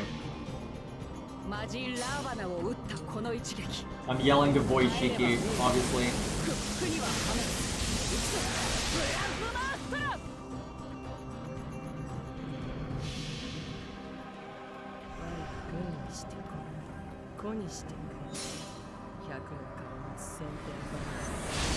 It's weird too. I'm not really sure why this is. I guess it's just because maybe people that actually no, I literally have no idea. When I made the 1 to 3 star video, people liked it, but it did not result in people like, oh, when are you gonna do 4 and 5 stars? Like, that didn't really happen. It happened a little bit, but almost none, right? But then the second I made the 4-star one, which that video was just such a fucking bitch to make. And then the second I made that, it was nothing but when, and I just like all Discord, YouTube, everything. People are now just always bugging me about that, and it's just like, I don't get it. I don't know why the 4-star video caused that, but the one the 3-star one didn't. I guess because everyone kind of expected me just to do 1 to 3-star, because that's like what my channel is mostly.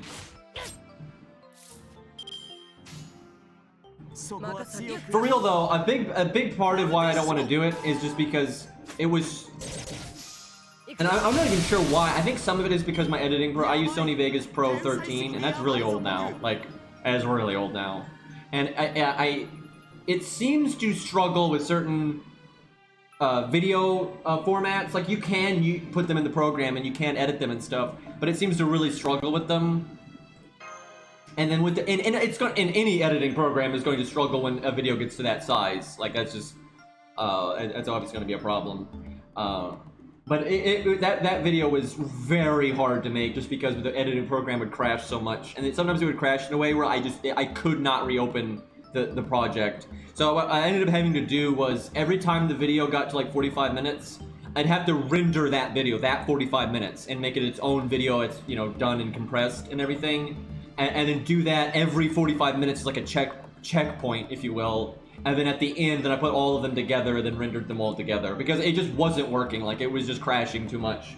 But that has a lot of drawbacks. I really don't like editing that way, because what happens is, let's say you do the first 45 minutes, right?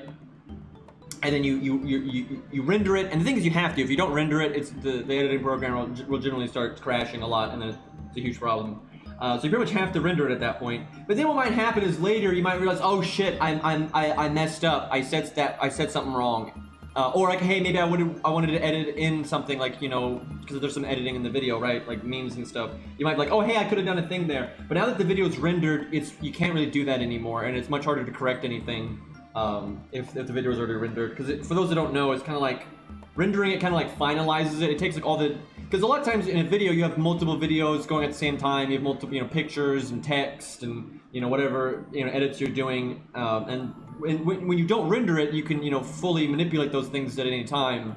But when you render it, it becomes its own video. Like, it's just that. You can't go back and like undo the edits or undo the trimming or whatever. So it's kind of so yeah, I need to update my editing program. I'm kind of wary of doing that because I'm afraid I'm going to do it and then it'll still have the same problem, and so then it's not worth the money. So I need to look into it. I've had a hard time really finding information about this, so.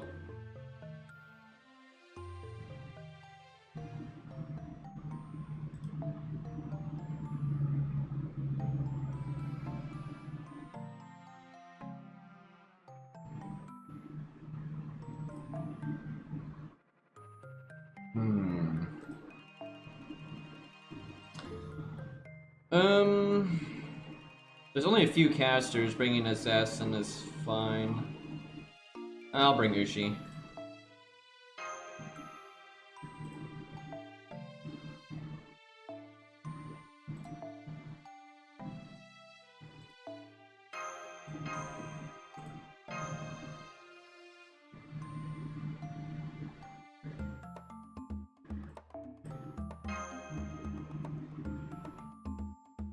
So I actually wish they had done Pierce and Vulnerability and Sure Hit differently. I think there should be 3 of them. So I think you should have Sure Hit, which only gets past Evade. It doesn't get past Invulnerability, which is how it is. But then Pierce and Vulnerability should only get past Invulnerability and not Evade. And then there should be another one that gets past both. And then that one should be very rare, obviously.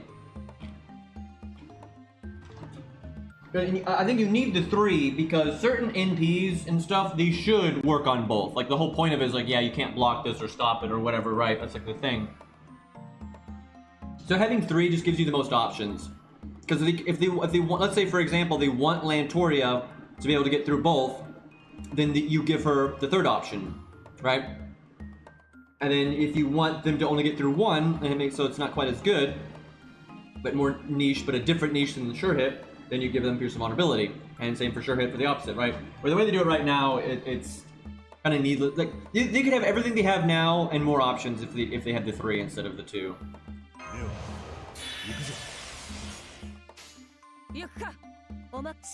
But day 1 mechanics Not very well thought out. There's plenty of defense ignore, and I don't think it needs to be any more common than it is, because that's kind of the thing. It's like, wow, if they pierce vulnerability, that's the answer, is then you can survive with a lot of defense up. Things like that, or guts. They've added plenty, though, of anti-defense, so I think that if anything, they've probably overdone it.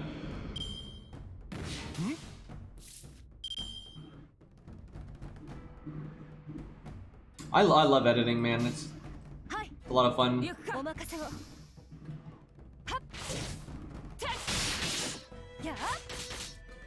That's actually a big reason why I want to upgrade. I need more. I want to upgrade my computer so it has more hard drive space, because that's often a problem when I'm trying to edit big videos, is I don't have enough hard drive space.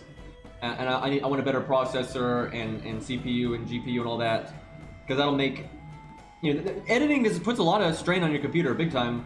So I just want to not have to worry about that stuff. I want to have a computer that's good enough that can really handle it. Because right now, I feel like I can't really just sit on a video for a really long time and then work on it, because, you know, it bloats the hard drive space too much, and it just makes a lot of issues. So I want to get that stuff sorted so I can... Because for real, one of the most stressful things right now for me when it comes to editing is just the technical issues. So I want to get that sorted. So I will soon. I'm mostly just waiting for the freaking coronavirus stuff to pass.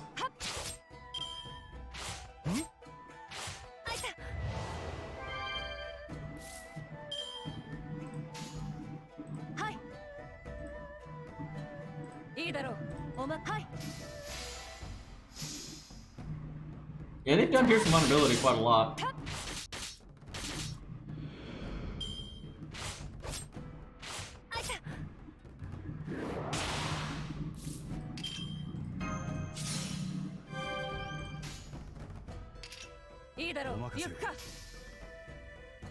mean, Ivan's fine. I mean, I don't know when we say it's like good. Except we're not doing the tier list right now.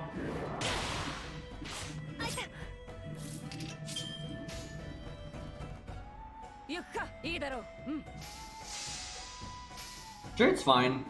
Because evade, it's not really about how common. Y'all looking at this pretty backwards. It's not about how common pierce invulnerability is. It's how common is invulnerability and evade. That's what matters. And evade is 1,000,000 times more common than invulnerability. Like, there's so many units that have evade, and sure, there's you know, plenty that have invulnerability, but it's not nearly as many. And that's actually something that's been annoying when you do 1 to 3 star stuff. Seriously, if you do 1 to 3 star stuff, you'll notice this real quick. There's basically nothing with invulnerability on your side. So if the enemy has sure hit, you don't have a good way of dealing with it. It's actually really annoying. There are countless 1 to 3 stars with evade, right? You got Ushi, Robin, Ku, Diarmid. I mean, the list just goes on, and Billy. You know, the list just goes on and on. But there's really no invulnerability. It's Mash, who's technically not a 3 star, but you know, at least his budget. But that's pretty much it.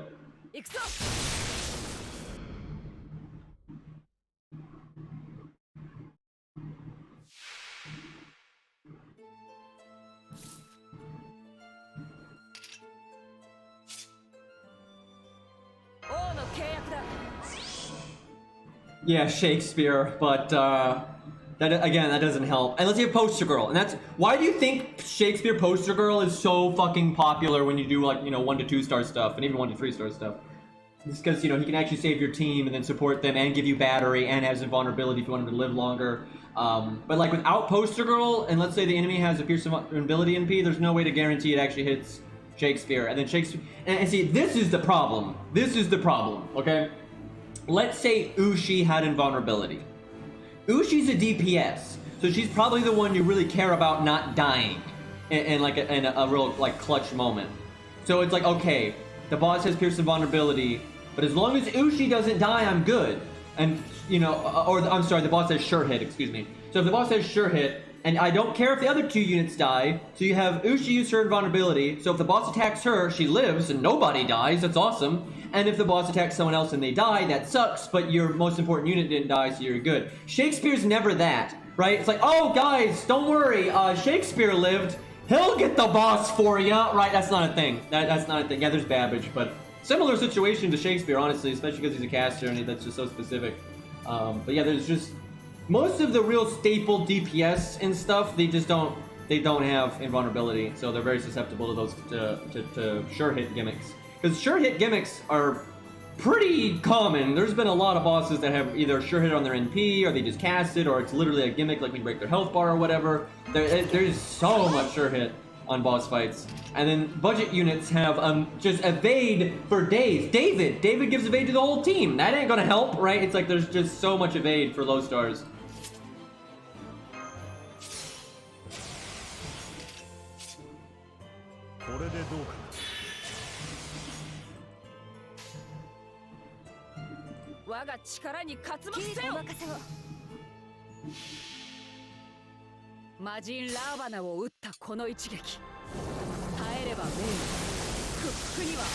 Oh yeah, Lobo has sure hit, yeah. The best way of dealing with that is just taunt. That's what, and that's the problem. Oh, God, this is why, you know, fucking Poster Girl is so good. You know, yeah, anybody has access to taunts, right? Everyone's got George and Leonidas, Mash, Tenku. But those units slow you down, generally. Unless you're working with Siegfried, those units are going to slow you down. You know, George with Siegfried, you know, that works out. But for everything else, there's a drawback. There's a real drawback to bringing those taunts, because you're one, the unit's going to die. They're basically guaranteed to die at some point, and so they may not get that much value themselves. They're just protecting somebody else, but they don't give you damage up skills. You know, they just tank and go away. And that takes up, you only have 6 units, right? So a whole slot, let's say you have 2 slots going to taunt, now you've only got 4 slots. You know, that's a pretty big deal. Why Poster Girl is so good is because it does everything I just described, but then it's not holding you back. You can bring a unit that speeds you up, that gives you more damage, and gives you, because George doesn't give you, you know, a damage up or an NP battery. You know, if you give him Kimlon, he gives it to you on death, but that's the CE, not him. You could give that to anybody. It's also, you know, still slower. Kimlon is still slower than just an immediate charge skill. Yeah, Gareth can do taunt and she can do damage, but I'll talk about Gareth in a second. That'll be its own segment, one thing at a time here. But with Poster Girl, you can slap Poster Girl on Waver. Waver gives you, you know, loads of stuff before dying. Okay, and you can give it to Shakespeare, obviously, and then he's guaranteed to live the 1 turn because of vulnerability. If you don't want him to live the 1 turn, you want him to die right away, you just don't cast it. If the enemy happens to be an idiot and they just decide to cast debuffs 3 times in a row instead of attacking any, you're not screwed because he still has the taunt the next turn and the next turn. So getting into Gareth, so 2 things. First, what I just said is a real problem with 1-turn taunts. You know, 1-turn taunts are significantly less effective than 3-turn taunts. Or Leonidas can almost have an infinite taunt, so that's kind of his, you know. George and Leonidas are extremely good because they have multi-turn taunts. That means if there are some bosses where you want them to die immediately, right, or just really quickly. So, God, I really I hope people understand this. You do not want a gap in your taunt wall in a lot of boss fights. When the boss is really tough, we're not talking about any easy boss, we're talking about a really tough boss that hits really hard. You do not want a gap in your taunt wall, because whatever you're protecting could die, right? Let's say you've got a 1-turn taunt, that taunt doesn't die, now you don't have any taunt, and then the boss decides to kill, you know, the MVP unit you're trying to protect, and then they're dead. And then they die, and then now your other taunt comes in. It's like, oh yeah, thanks, now you can taunt, right? It's not great. And so Gareth, along with, you know, all the other taunts he is only a 1-turn taunt. And it's very likely that they're not going to die on that 1-turn taunt. And sometimes that's fine. Sometimes you don't necessarily want the taunt to die. But if they don't die, that can be a huge problem. It's so good for them to die while they still have taunt, because then the next taunt comes in. And Poster Girl gives you 3 turns. It's so likely that's going to happen. Not only is it really likely it's going to happen, if they come in too soon, let's say you're really planning on this unit, you have 2 Poster Girls, and you want the second Poster Girl unit to tank the NP, or maybe the first one if the NP really fast. If they show up and the boss is like, oh shit, they showed up a turn too soon, the boss isn't going to NP this turn, they're going to NP next turn, it's fine because you still have taunt, right? So multi-turn taunts are just, they can operate in a way that single-turn taunts just can't. They may seem really similar, but ultimately the options that they give you are very different, and the 3-turn taunts are a million times better, aside from the rare instances where you only want to tank a specific thing and then have the unit live and then not have taunt because they're not there to protect like Achilles is a good example. Achilles is the damage dealer. You know, he's the one you don't want him to necessarily have a 3-turn taunt because you don't want him getting attacked all the time. Now, it can be good, for example, let's say the boss has a single target NP. You don't know who they're going to hit. So, a lot of times you have to use a bunch of survivability stuff, even though the NP is only going to hit one person. But with Achilles, you're like, okay, now I know it's going to hit Achilles, so I don't have to waste a bunch of evasion skills. I can just use one. Or I can just have Achilles use his own invulnerability skill and nothing else. And then, hey, then Achilles gets a bunch of NP from him being attacked. You know, NP from being hit. And then now he doesn't have taunts. Now that the NP threat is gone, he's safe again. See, that's good. And now, so for Gareth, and don't get me wrong, I'm not shitting on Gareth. Gareth is good. Gareth is good. Her whole thing is, but she just doesn't service, she doesn't do what like George does. She just doesn't. And she doesn't do what Poster Girl does. Because George is, you know, gives you that multi-turn, you know, survival. She's more like, hey, she'll show up, you try to get damage out of her, and then maybe if the enemy's going to NP and she's already done what she's supposed to do, you have her tank the NP and that's that. Or if you think the NP is going to be way later than that and it won't matter, you have her taunt to just get her buff stacks and save your other, you know, a little bit of damage, and then have her counter attack and do a big, you know, punch in the nose.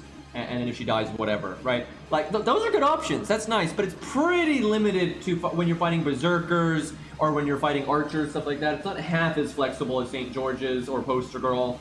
She's a niche pick. She's niche as hell, but her niche will come up sometimes, and she's really good in that niche. So it's not like she's bad or anything, but you're not going to use her half as much as you use George. I will say this, and I've said this about George many times. If you have Poster Girl, the need of George just tanks. George is one of the best 2-stars in the game. He's so helpful and he's awesome. But if you have Poster Girl, you barely need George, because Poster Girl is basically George. But then you can make it even better because you can put it on a support unit, and that sucks. I really dislike that.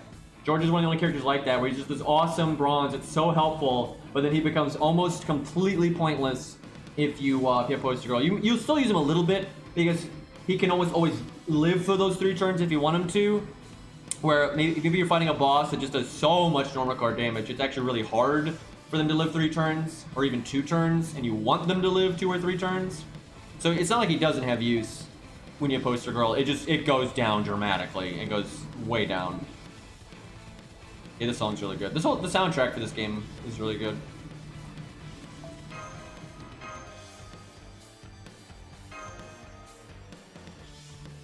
It's called The Vagrant, for those who don't know. There's our boy Arjuna. Guess we'll be fighting him at some point.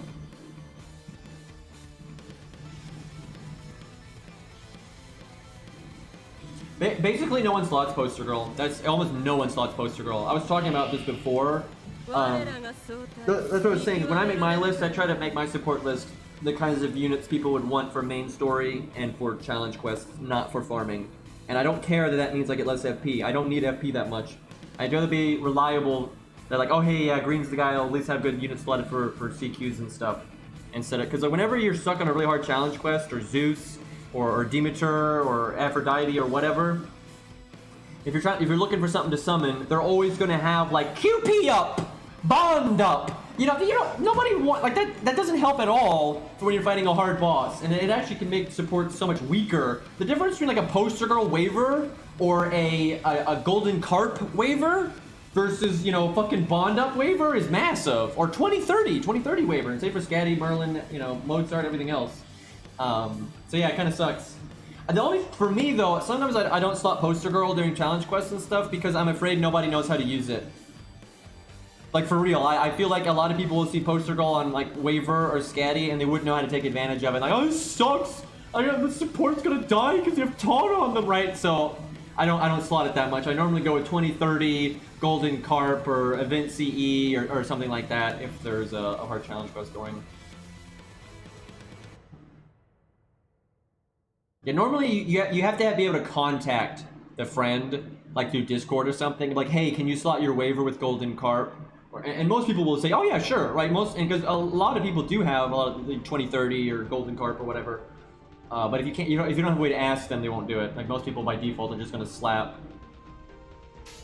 you know, some farming CE on them, and that's that. I love how like no one knows what Poster Girl is. Oh, so Poster Girl is literally Poster Girl. Like, just What? It's 2020. Go to Google, type in Fate Grand Order poster girl. You'll get it, right? It's right there. It's because everybody thinks I'm talking about a unit. But I'm not. I didn't name it.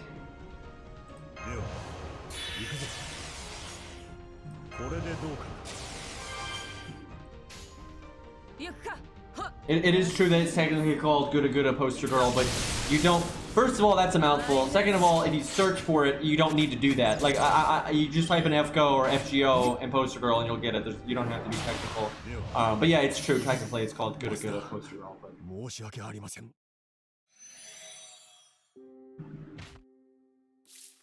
It is funny to me though, it's the best CE in the game. It is 100% is the best CE in the game. Now there are certain circumstances where it's not. Like there are times where it's like it's better to have Black Grail or 2030 Golden Carp, whatever. There are obviously there are other CEs that at certain times and with certain setups will be better. But I would say overall it is the best CE in the game, easily.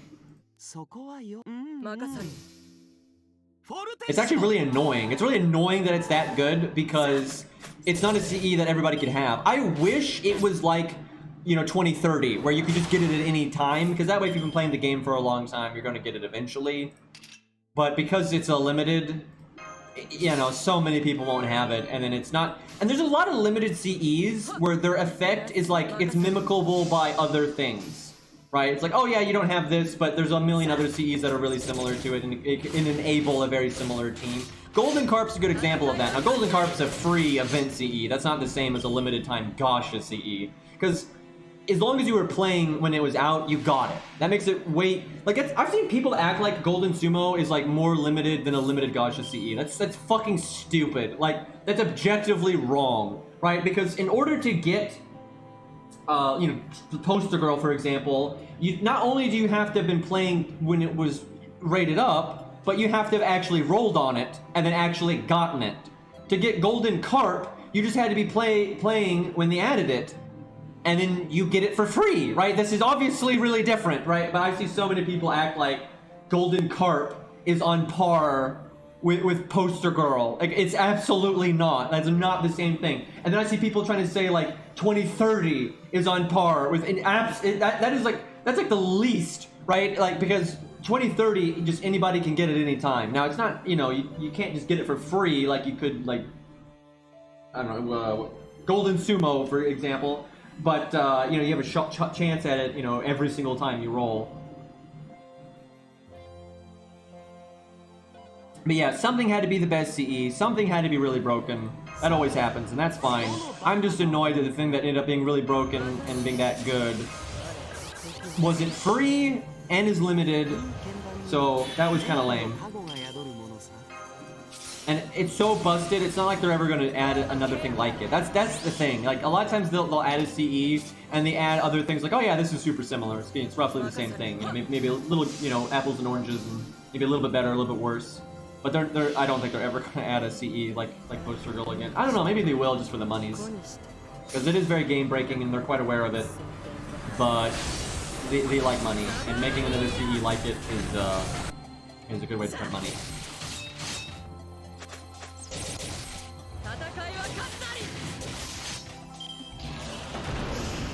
Yeah, there is no permanent CE with Taunt. It's kind of lame. I've said this so many times. They should add a 3-star Craft Essence that has a 2-turn taunt and no side effect, or a negative side effect. I think that's fair. They're never going to do that, but because that's crazy strong, but they're never going to do that. But that would be very fair and be very healthy for the game. And imagine them adding a 3-star CE that was actually good. Now you hear me say that, and you might think I'm saying that none of the 3-star CEs are good. That's not what I'm saying at all. A lot of 3-star CEs are good. But they weren't added to the game. They were like day one. The only 3-star CEs I can think of that were added like later is Battle of Kimlan, which is very good, and Jeweled Sword, which most of the time is not as good as Leyline, but it's still really good. Those are the only two that come to mind that are actually good.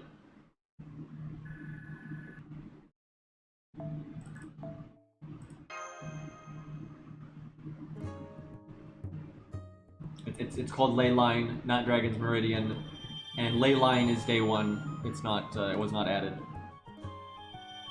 and it was actually so much easier to get day 1. I seriously, I do not understand this. This is one of the most random things they've ever done in the entire history of FGO, and that's saying a lot because they do a lot of random stupid shit. So, hey, thank you for the Canis CE. Oh my god, I see what you did there. I see what you fucking did there. Thank you for the tier 1 sub, you piece of shit. I mean, what? But I see what you did there. Anyway, they basically have never done this again, and I swear DW was so stupid. I love that CE Pog wall, but I swear DW was so stupid that they thought they were doing the player base a favor with this. So when the game started, right, Leyline was in this the default gacha. So if you rolled story, or if you rolled on a raid up, like, oh, Gilgamesh is rated up, you know, you could get Leyline. It was just a random 3-star CE. You could get like any other. And they've basically never done this again. But at some point, I think it was around Camelot, give or take, they decided to take like 6 3-star CEs. What did I just say? They decided to take 6 3-star CEs. Yeah, I got it. I thought I said it backwards. Anyway, they took, you know, like random 3-star CEs. Not all of them. Not all of them by any means. Just some random ass ones they just randomly picked. I swear they just spun the Wheel of Fortune. And like, yep, that's the one. And they randomly took them out of the regular gacha and they put them in FP only. And then they put new CEs in the regular gacha. And I swear to God, they thought they were being helpful, which they absolutely were not, because they picked a bunch of 3-star CEs that were actually good, and then added a bunch of stupid fucking 3-star CEs that nobody ever uses. And I do not understand, because all those CEs were already in FP. It's not like Leyline wasn't in FP. You know, it used to be in FP and the regular gacha, and then now it's only in FP. And I just, it blows my fucking mind, because Leyline is one of the few 3-star CEs that is super fucking good. To this day, I do not know why they did that. I cannot fathom it, and they've never done it again. It's not like they're consistently removing 3-star CEs from the gacha. They're not. They did it once, and they randomly cherry-picked one of the 3-star CEs that was super good. And I'm so sure, I think I just figured it out, because I remember this now. I'm almost positive this is why they did it. It's because, and this is so lame, because it's a bunch of people being idiots. It's because of black keys. People used to always complain about getting black keys from the gacha, more as a joke. It's not like black keys were actually worse, because black key was another one they removed. They removed black key and Leyline and some other random ones. And I think it's because people were always so pissy that when they were rolling for their waifu, they got a black key instead. That was such a thing. People would not shut up about that. I really think that's why they removed it, so you could not get black keys. What's dumb is black keys, although not half as good as Leyline, are at least somewhat useful to a new player, where a lot of the other 3-star CEs are absolutely worthless. I'm so tired of how many bad 3-star CEs are in this game. Like, day 1, there was a nice default set of 3-star CEs that were actually useful to new players. And then they added Battle of Kemlan and Jeweled Sword, and those were super helpful to new players. And then they just randomly made it so much worse. They just keep, I mean, my god, dude, there's so many trash 3-star CEs. Like, they're not just bad, they're just worthless. They add such little value that even in their perfect circumstance where it's right up their alley and it's the exact type of like situation where their effect would be useful, they're so much worse than just practical stuff like high starting NP or NP charge on death or defense up or buster. Like, they're just so much worse than stuff like that. Like, there's so many weird CEs that give you like a little bit of Stargin and like a random amount of debuff resistance. I mean, that's just stupid. Like, there's just so many dumb fucking effects like that where it's like, it's just crap. Like, oh yeah, you get like 4% quick up and 5% NP gain. Like, what the no one's going to use that. There's just there's so much crappy 3-star CEs like that would never, you know, outdo just like Leyline. Like, no way. And they keep adding them. They keep adding them. There's so many, I can't even count anymore. Like, there's a million.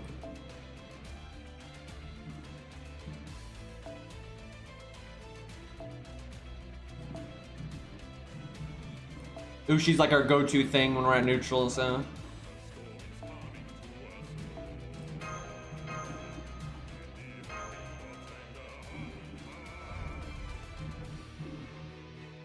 Yeah, Ryodo Temple's fine. I'm gonna probably forget one or two, and if you ever watch me play my 1 to 3 star account, for real, if you ever watch me play my 1 to 3 star account, we're only allowed to use 1 to 3 star units, and we're only allowed to use 1 to 3 star CEs. It's been hell, and we don't really ever farm, so it's a thing.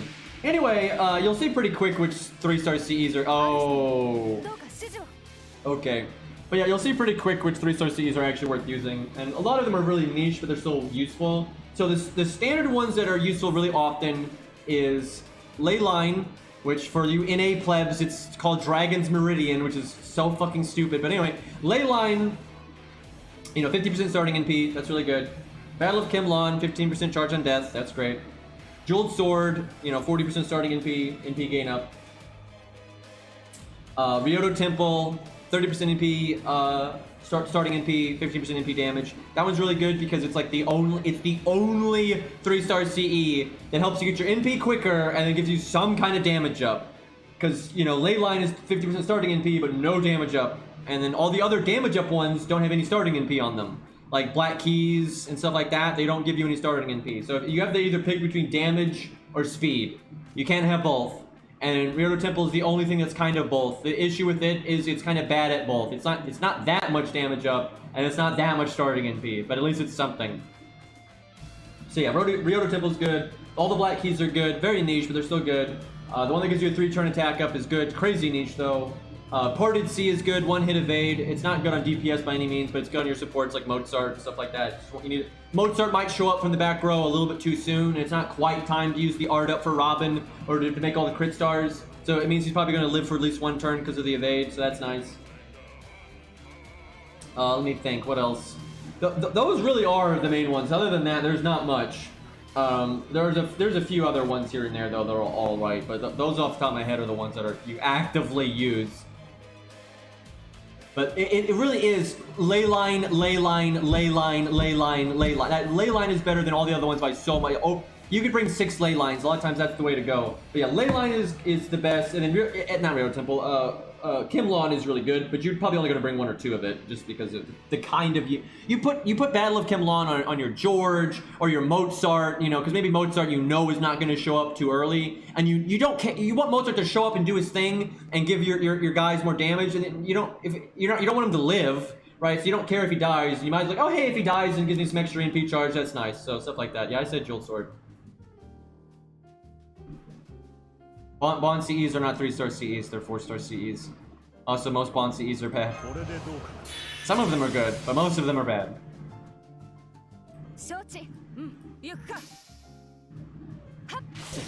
The main issue with Bond CEs are normally it's the wrong effect on the wrong unit. Like, there's just so many units that have like team-wide Buster up. So I'll explain, I've said this so many times, but I'll explain it one more time. There are so many team-wide effects on Bond CEs. It's like the whole team gets Buster up, or the whole team gets attack up, or whatever. That might sound awesome, and it can be, but they normally give that to DPS units, which is stupid. Like, I really hope people understand this, because a Bond CE has no stats on it. And so it's not good for damage. And then the effect, let me really make this clear. The team-wide effect you're giving is basically never stronger than a selfish effect you could have, right? Golden Sumo is 2,000 attack plus 15k attack for the unit, where a Bond CE is going to be like 10 to 15%, you know, attack for everybody. So for that lone unit, they're actually getting less damage for themselves. They're giving damage to other people, but they themselves would do less. That's not good unless you're a support. What you want is the DPS to have a selfish CE like Golden Sumo, and then someone else has a team-wide CE, and then these stack, and now see, if you only got the one, it's not stacking, and you're just behind where you normally would be. So units like Mozart and stuff like that, if they have a team-wide damage up CE, it can work. It's oftentimes still not going to be better than 2030 or the K-Nith CE or something like that, but it can be good. There are times that it's good. It's just rare. And then you got like, and there's a lot that are like almost good, but they're still not. Like Orion's Bond CE, Super Orion's Bond CE is almost good, but it's not. It's way inferior to a lot of other stuff. And same for like, and like Achilles is, I'm not really sure. Like Achilles is like maybe good because it's so specific. Like, you know, it can save the whole team if you can, but again, he's a DPS, so it's not really the kind of unit you want to do that for. Tam's CE is good. Tam CE is good. Obviously, Hercules is good, but that goes without saying.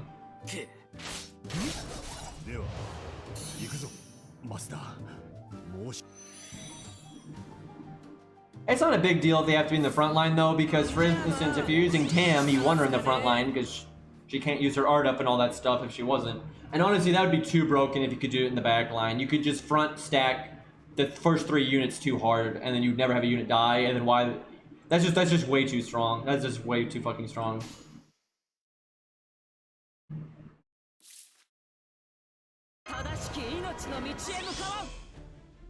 I really want Ushi to not die this turn.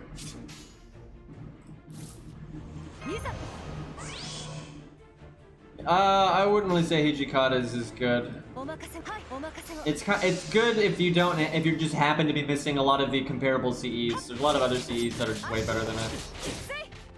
But if you don't have those, then it can be alright. Well, Coulter kind of just threw. Man, our team was so wrong for this because I had no idea we were fighting him this early. Oh, I guess it's not that early anymore.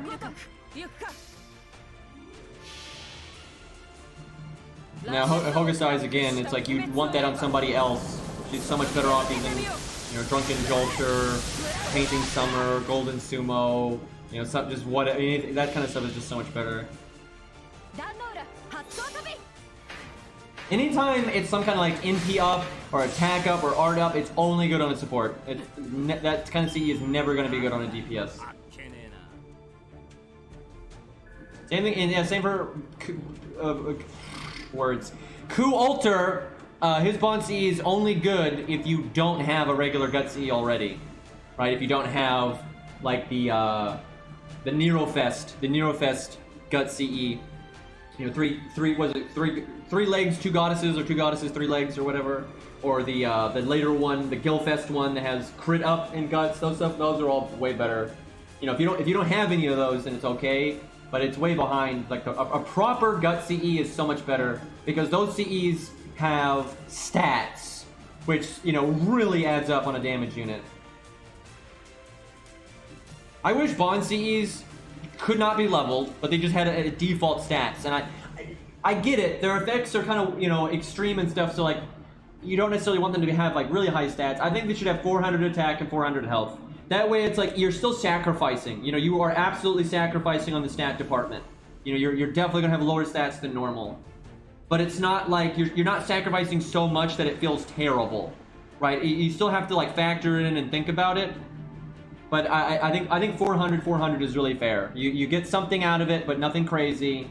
But even at 400, and even at 1,000, a lot of Bond CEs would not be worth using because, again, if you give the whole team an attack up versus Golden Sumo, which gives you 50% starting NP, you know, it's just not really worth.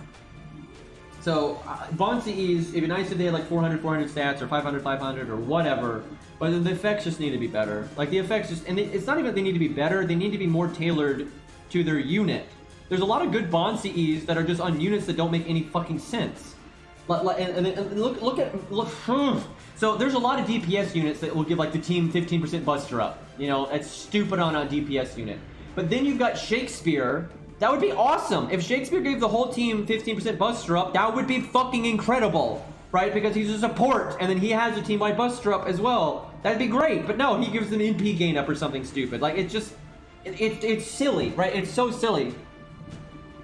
And the reason Bond CEs are so bad is because they were designed a long time ago, and they did not know what they were doing, and they did not know how to do math, and they didn't think about giving a DPS unit a team thing. I really think they thought they were going to be good, very much so.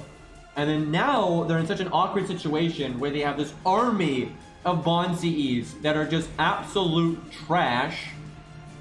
And then so they're kind of gun shy about adding something that's so blatantly good.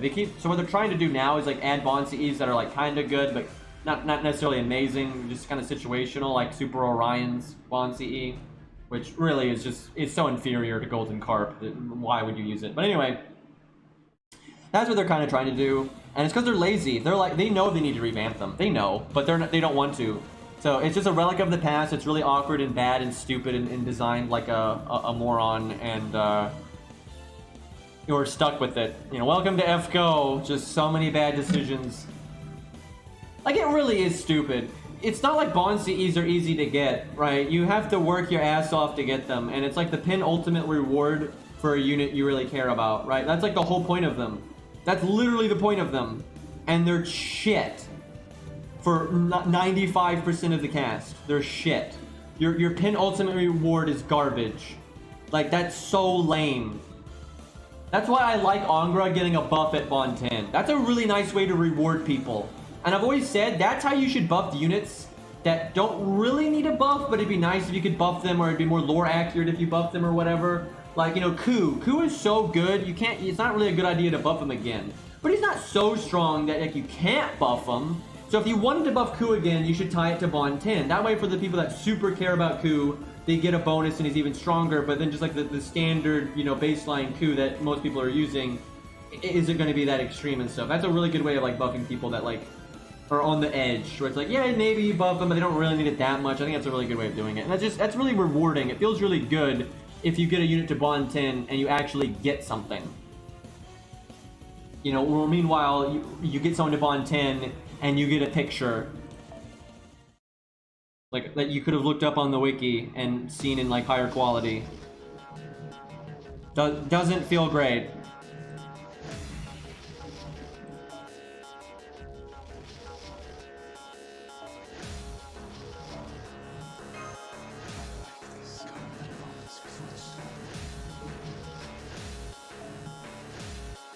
I really need to level my mash.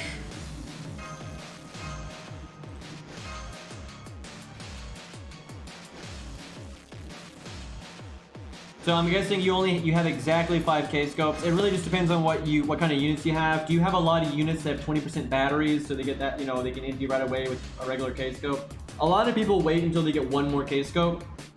That way they can have MLB and regular. But I think for a lot of people, it's fine to just MLB it.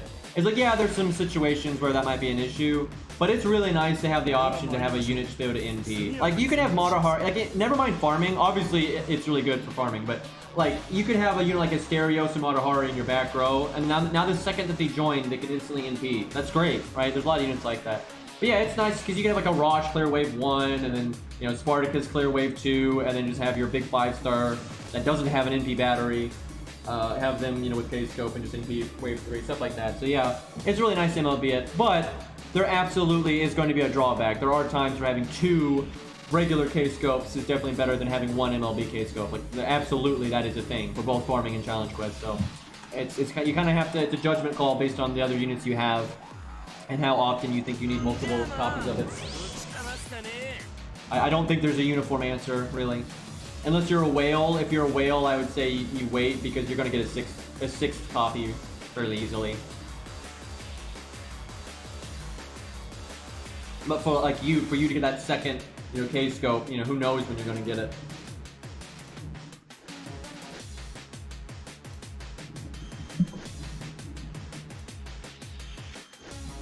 Oh, freaking Arjuna. He's got insta-death. We think who's got guts.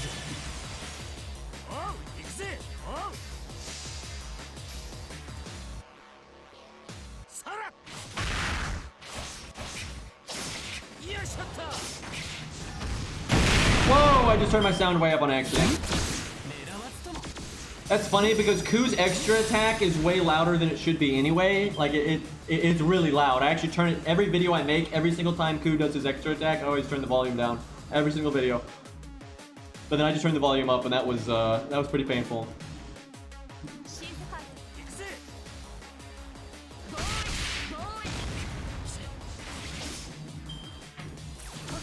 We just hit him really hard, guys.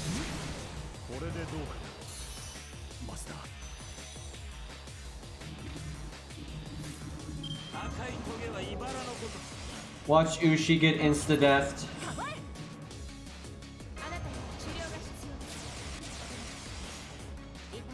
This is such a lame turn. But, you know, if Ku gets attacked, maybe the 1 NP for my Buster giving NP will be enough to round up or whatever. Or he could just, you know, not attack Ku at all. Because he's awesome like that.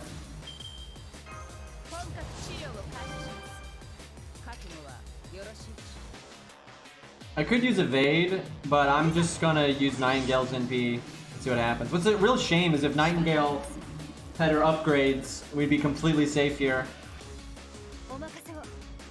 Alas, she does not. Yeah, Ku is divine, but it doesn't matter because he has guts. That's why Ku can solo the Karna and Arjuna boss fight in Nero Fest. Because even if Instant Death does proc, you're fine.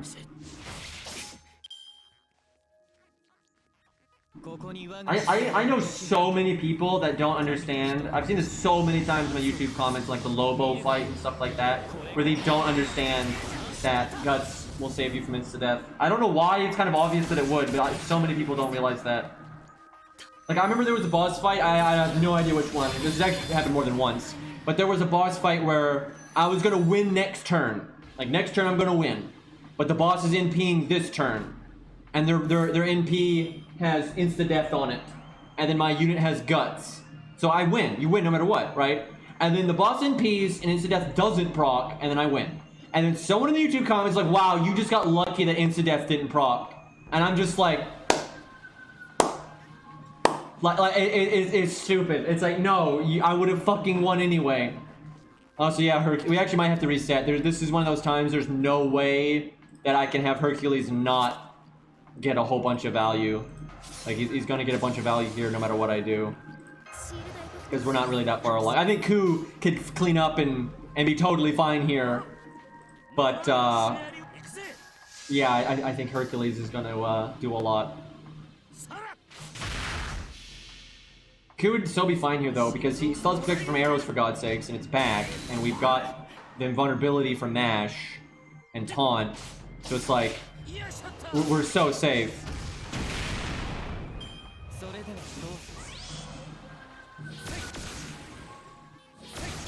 So far, Hercules has actually only hurt us. So far, Hercules has been strictly bad for us. Okay, fine, I'll reset. I don't wanna... Because we have several turns to go. Like, there's at least 3 or 4, so... What a waste of AP, man.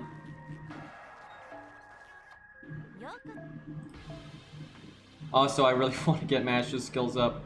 So a lot of people level her 3rd skill first, and that's not necessarily wrong. A lot of people level her 1st skill first, which actually makes a lot of sense. But there is a reason to level her 2nd skill, and it's just getting the more battery, because... actually, I'm going to level that because I don't care about Dragon Fangs. But yeah, more battery is good. But yeah, I'd say overall her 1st skill is the best to level. Her 1st skill is just such uniform... It's such... universal! That's one. It's such universal survivability.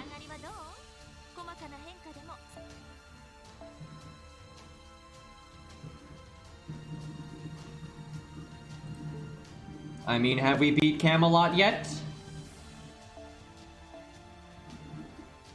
You know, I guess MASH is a pretty good base, like how do you put it?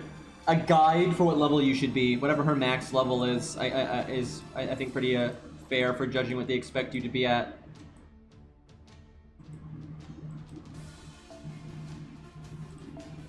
Yeah, it's not gonna help much.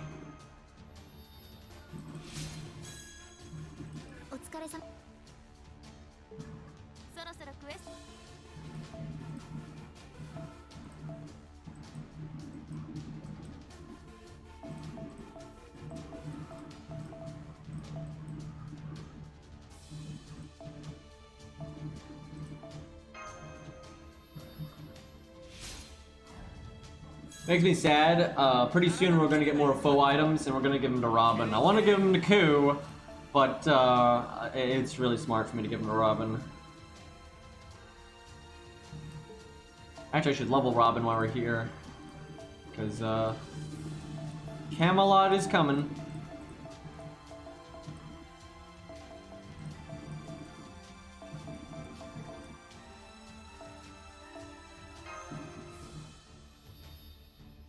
VR mash can be pretty good sometimes.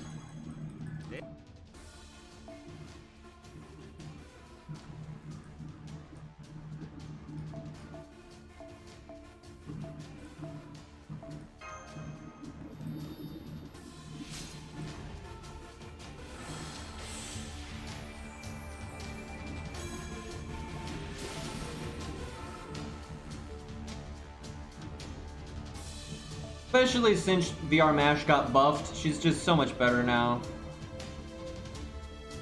And Nightingale is so pointless here. Like, wow, yeah, the heal's gonna help Ku guys. Like, it just doesn't do anything. It's super pointless. And she doesn't do enough NP down to save us, so... Alright, I guess we just don't bring Herc. Feels bad.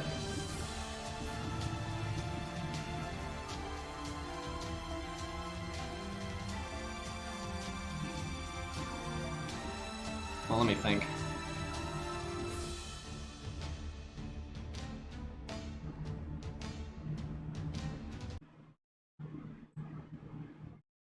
This would actually be a good time for Romulus, but Romulus isn't worth leveling just for this.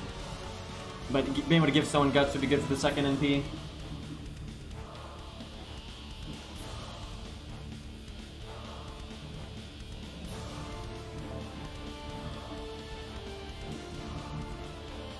So the dream is I'm gonna need to hopefully use the art up and the crits to get Ku's NP, and then after he NPs, then my 2 taunts die. And then I get the NP charge for the next NP. Might be hard though for George to live that long. I'll switch their CEs around in case George dies too soon.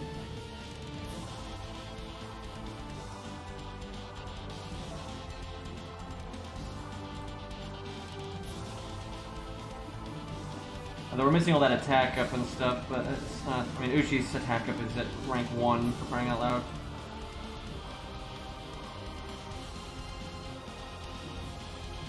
All these 3-star CEs are terrible. Oh! There we go, guys.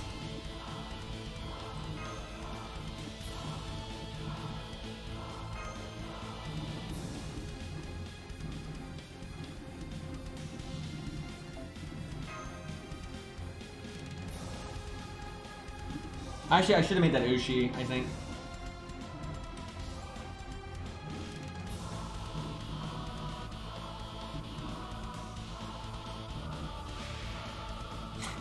I love that emote from Beastly.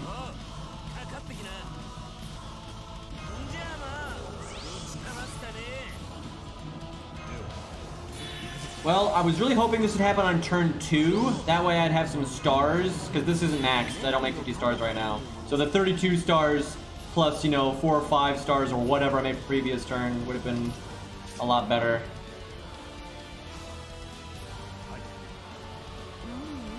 %70%. I mean, we're favored. Of course, they crit. Whew. Okay, that's good. No, no, don't. Okay. You can kill him next turn.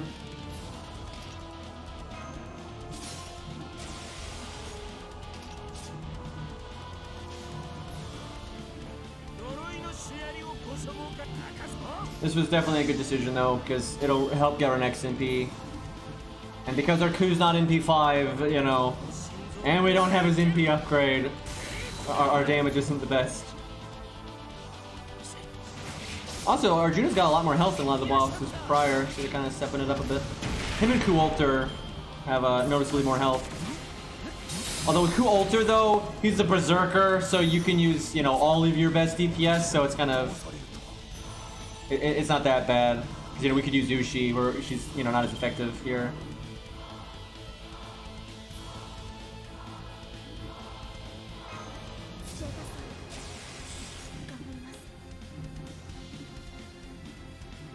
I guess he could quick charge into his NP, but I'll wait to do guts. I may regret that though.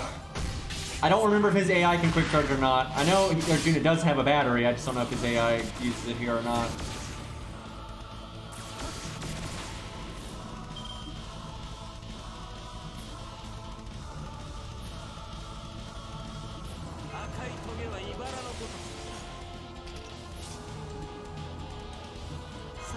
In any world, do I want Mozart to live? Not really, no. If he was 10-10-10, actually, I think I would want him to live. Because we'd be pretty close to getting his skills back. But, that's not where we're at here.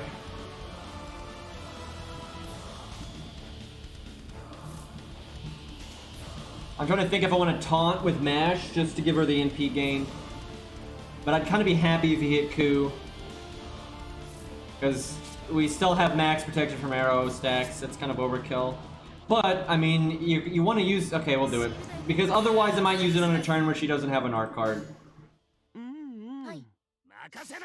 Although, it's at rank 1. It's not like it's that good at rank 1, but...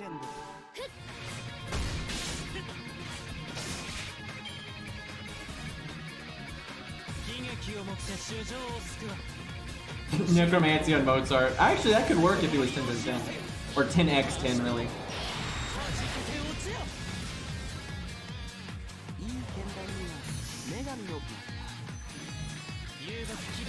Yeah, taunting was right here. Although I didn't want her to die. She barely died there. I could've got... Oh, God. I could've NP'd and used her first skill. Fuck you, game. That was pretty lame.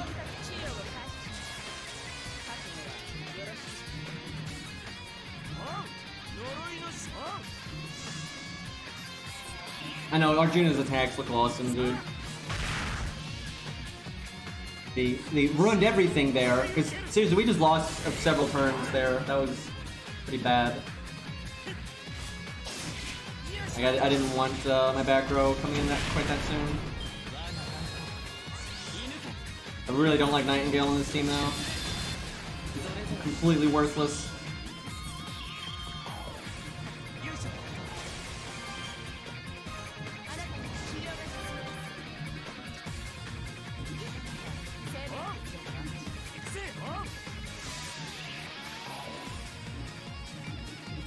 Trying to save David's evade in case protection from arrows just gets pinged off at like the worst time. Although I guess we have the Mystic Code, so it doesn't matter too much. Really, my back row is not being very helpful right now. Might have been better off not bringing them at all.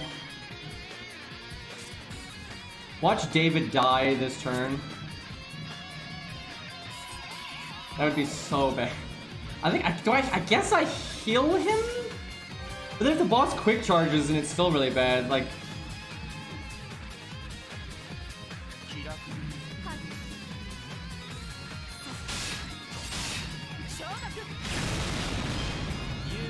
Dream is he attacks Ku once, and then attacks Nightingale.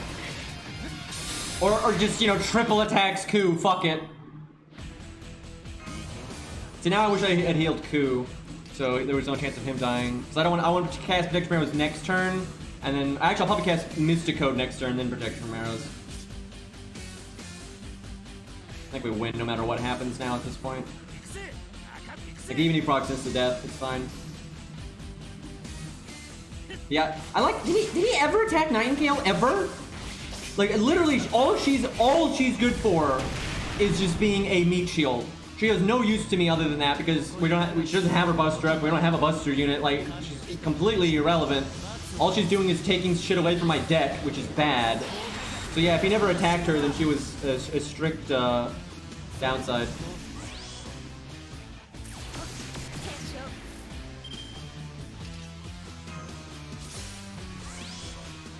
I'm casting this first because if I did protection from arrows, it could be awkward. Where I use it, he attacks Ku twice, and then so it's only got one charge left, and then my other two units die or some crap.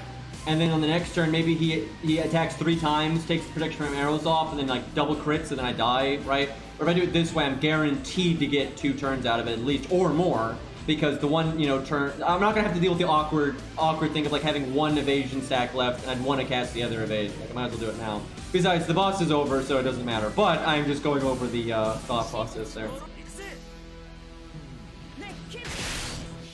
that was kind of that was a step up boss-wise. It was a bit harder than what we've seen prior. I had to be meta with like the guts and stuff just in case. He didn't proc insta death, but just in case I had to be smart about it. Rip Mash. We totally could have brought Hercules there. Like, it's just you know, there's a lot of turns where my back row is just sitting around.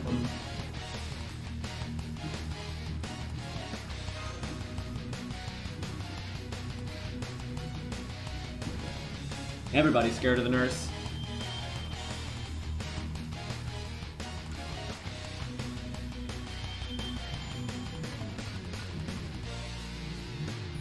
Rex, 2.5 hours is nothing. That's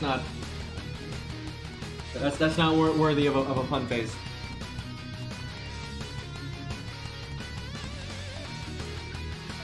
I'll probably stream for another hour. That's about right.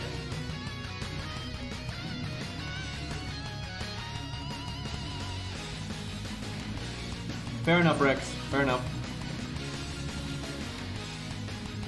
I can get along with that. With that mindset.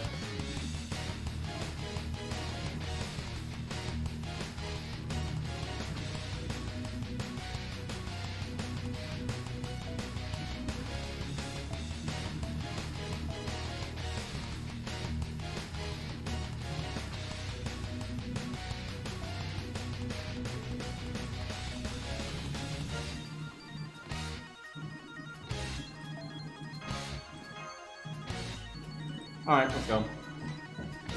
Man, maybe I should have farmed that CE to get 2 copies of an MLB.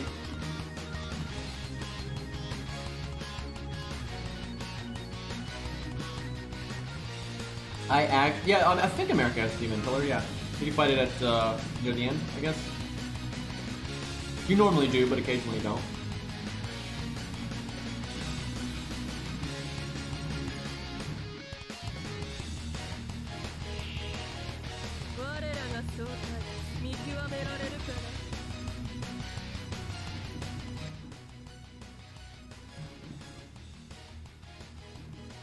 Oh yeah, Summer 5 probably will have another 50% one. They pretty much always give it one. But it might be art-based again, so... I'd like something that I can use for quick or general. Quick or general. Because we have a lot of quick units like Ushi and Ku and stuff, so...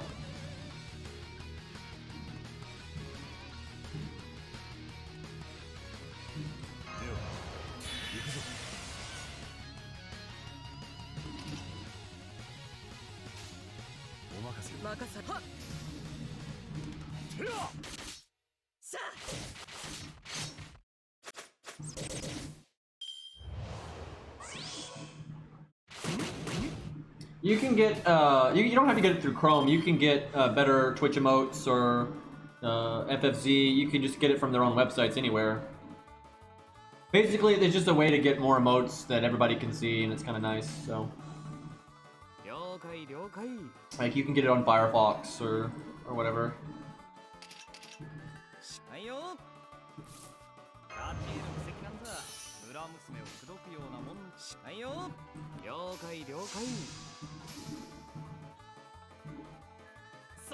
Yeah, they do always, they make summer CEs always 50%, and because it's just a nice, you know, standard. It's like if you play for a year, you're gonna get one. They kind of try to make sure they normally give out more than one a year, but they always do at least one a year, but they normally give out more than that. They actually normally give out like 3 a year, I would say, at least. They're pretty generous. Although not all of them are as good. I mean, most of the 50% starting in PCEs they've made have been good. At least Golden Sumo and On. Some of the, you know, like, Halloween Princess isn't the best, but the only ones that really stand out as not being so hot is Halloween Princess and then the CCC one. Oh god, the CCC one is crap. But other than that, the freebie 50% starting in P1s are generally good.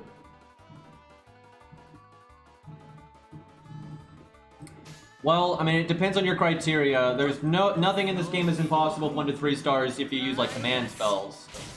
But there are definitely some bosses that if your 1 to 3 stars are not grailed, you don't have Poster Girl, you're not using command spells, then there are some bosses that are impossible. But it's not really fair to call them impossible, right? Because they are possible if you use command spells or those CEs or whatever, right? Like, if you actually use the tools at your disposal, every boss has been doable with 1 to 3 stars. All of them. Now, if they're easy or reasonable or, you know, all that stuff, then yeah, no, not at all. There's loads of bosses that aren't even remotely reasonable 23 stars. Like, sometimes you would either need command spells or very rare craft essences that, like, for myself, personally, I'm not willing to use, like Poster Girl. I have it, but I'm not going to use it. Or you'd have to get so lucky, and I mean, like, you know, 1 in 30 runs will work, right? And you know, I'm not a fan of that kind of thing. If I find out that there's a boss, like I'm stuck on a boss, and I'm like, the only way I can beat it with 1 to 3 stars is if I have to do a setup that's only like 1 in 20 that'll work, or I have to use like Poster Girl or something like that. Then I'll use rarer units. I mean, and sometimes I'll do that anyway, just because I don't feel like doing 1 to 3 stars because I'm lazy or something. Or I just like the 4 stars. I very much, I'm not, people have this idea that I try to 1 to 3 star everything. I really don't. I mean, I do on that one account, but that's because that's what that account exists for. But, you know, I just like using my favorite units, and then I like not, this is like my motto, right? I wish I could like just like put this all over my channel so everyone got it. I just like to not trivialize bosses, right? And you don't automatically trivialize a boss just because you brought a 5-star. It doesn't work that way. You know, it depends on what your other units are. What is the 5-star? You know, are you counterclassing? Or, you know, there's so many things that, you know, play into that. That's just my whole shtick, because I don't want to trivialize bosses. And that does mean I do 1 to 3-star a lot, but I've never been like, oh yeah, I gotta, you know, never use my golds. Like, everybody has golds. Everybody has golds. That's like the point of this account. I'm so tired of people bitching about, like, oh my god, you know, this isn't free-to-play friendly because you've leveled up your skills. You know, I'll do an all silver setup or bronze setup, and it's like, wow, you leveled your skills, this isn't free-to-play friendly. It's like, it's so stupid. Like, 1, anyone can level their skills, and 2, you can augment those teams with gold units that you have. Like, of course you can. Look how many golds I already have on this account. We got Hercules, Nurseron, Fionn, the cat, Enkidu, for God's sakes. Like, it's just, everybody gets golds. Like, Jesus. It's funny, I actually messed up my playlist, and normally I have it set to where it can't play a song more than once, but I messed it up earlier, and so it can play anything again. And they played the song earlier, and now it's playing it again, which is, I don't mind, it's a good song, but it's just, the odds of that are really low.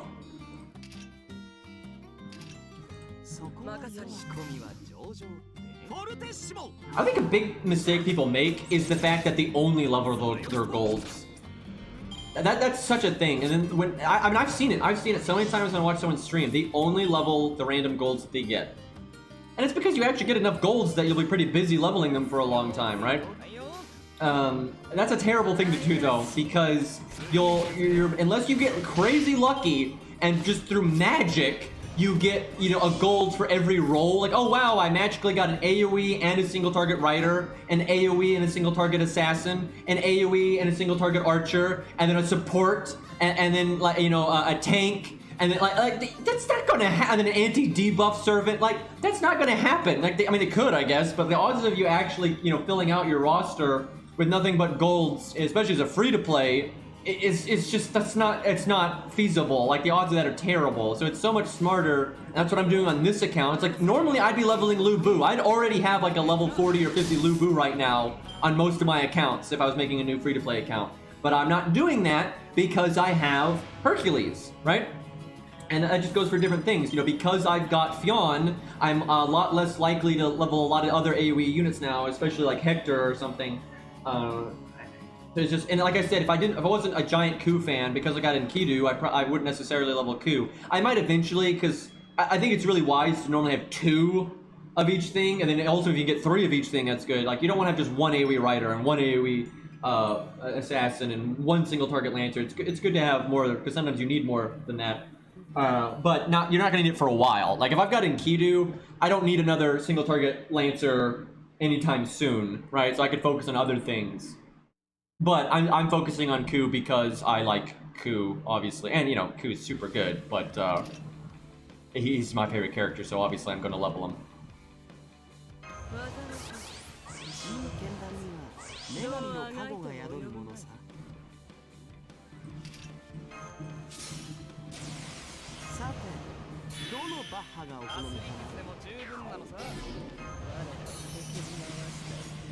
Wow.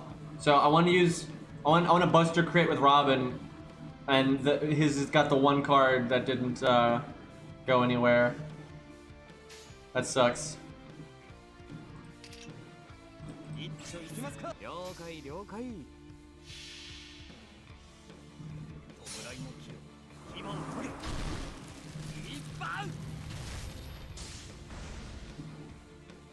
Yeah, that's something I try to advocate for the most. It's not even just level all your 1 to 3 stars, it's level your 1 to 3 stars relative to what you have. You know, if you've got Shiki, you don't need 100 face as much. I would still say 100, I mean, in some situations, 100 face is still better than Shiki to this day. Like, even a level 70 100 face can absolutely be better than a level 80 Shiki, even with Shiki's buff. Now, on an A, you don't have Shiki's buff, and then I would say 100 face is just straight up better. Although 100 face has more skill rank dependency. You know, you gotta level for skills more, so that's noteworthy. But basically, Shiki's better in burst damage situations because she's got the MP battery, the really high MP damage, just, you know, out of the box. Where 100 face has the longevity because she's got way more survivability, and Shiki can like loop once fairly easily. Because you could maybe save her battery, you don't use Shiki's third skill, use the art up, and so she applies that art up to the 3 hits of her NP, assuming instant death doesn't proc, and then maybe use a art card, and with that art up you get a lot of NP back, and then you use her third skill to get the battery, and then Shiki can NP again. But after that, Shiki's kind of dead in the water, and she's not really going anywhere, and she's actually very slow to get another NP. Where 100 face just kind of keeps it going. You know, once you get 100 face's skills ranked up a bit and all that, you got her upgraded NP. She's able to just keep on NPing. Like her second NP may not be any faster than Shiki's, might even be slower. But then her third NP, her fourth NP, her fifth NP is just way faster. And then just straight up, 100 face has more survivability than Shiki. There's no debating. Like, she's got a shorter cooldown evade, so her evade comes back quicker. And then she has a giant fucking heal that's also on a short cooldown. So her long-term survivability, you could heal, then evade again, right? That's crazy. But the main thing is they work together. They work together so well. They're awesome on the same team because 100 face does the art resistance down, so then Shiki hits harder. And if you need to do it in the other order, you know, Shiki does the defense down for 100 face, right? So it works great. So they're awesome together. Curse Arm is useful, but 100 face is way better. Is just way better. Like, she hits a lot harder, and yeah, he's got the better evade, but then because she has the heal, she's actually more survivable than him most of the time. Like Curse Arm is significantly less tanky than Ku. He's not the assassin Ku. He's just not. Like, he's not nearly that tanky.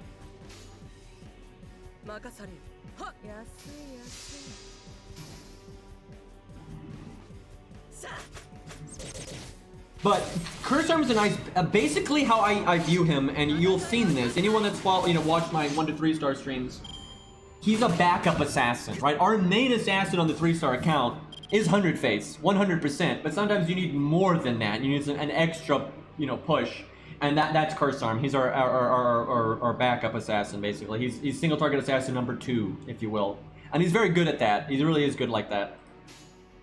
Because he's fairly easy to level and all that stuff, and even if you don't level up his protection from the wind to be max rank, it's a good last second survival. Yeah, Curse Arm's cool though. Yeah, he's very cool. The thing is, the stars that Curse Arm makes is not good enough to offset just how much better 100 face is. Because 100 face does so much more damage, and then she gives you crit down, 50% crit down. And that's almost forever because she NPs so rapidly. And then she's got, the giant heal, and she makes decent stars too. And then she gives you art resist down. It's so uncomparable. Serenity is in like that weird spot where it's like she's not bad, she's just not half as good. There's so many other budget assassins that are so much better than she is. She's not bad. Her lacking survivability is a problem though. There's no reason to use her, unfortunately, outside of just liking her. However, if you do like her, she's not gonna like super hold you back. It's not like, oh man, Serenity's shit. It's not like that at all. That's Phantom. So normally, when we do, like what we did on the 1 to 3 star account for all the Ku Alter fights, is we just did Robin setups and Mozart, and it worked great. But I'm pretty sure our Robin had a higher NP rank than 2. It's still probably good enough. I kind of want to try Ushi just because I've never done it. We've never tried to do Ushi versus Like, why not? We already know Robin works, so I kind of want to try somebody else. Just, I suspect Ushi will do well because Ushi's so good. But this is kind of a good way to test it. And you know, she's MP4, so.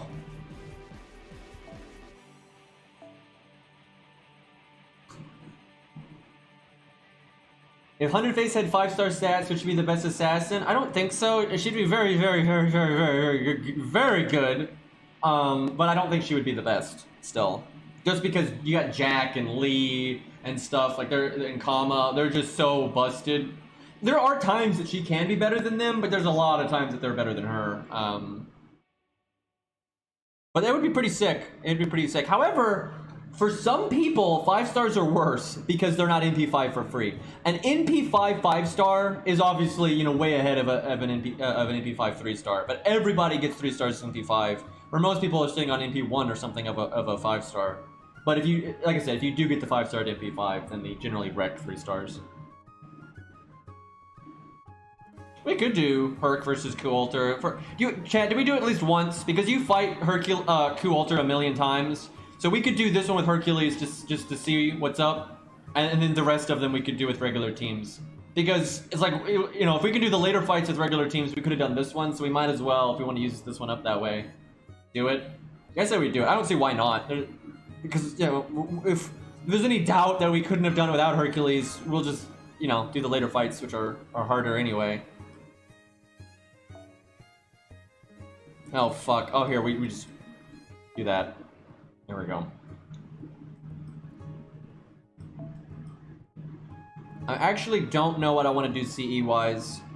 It's either this, this, or this. This buys us one more turn. This we probably wouldn't have... Maybe this. Like, that's a decent amount of damage on this.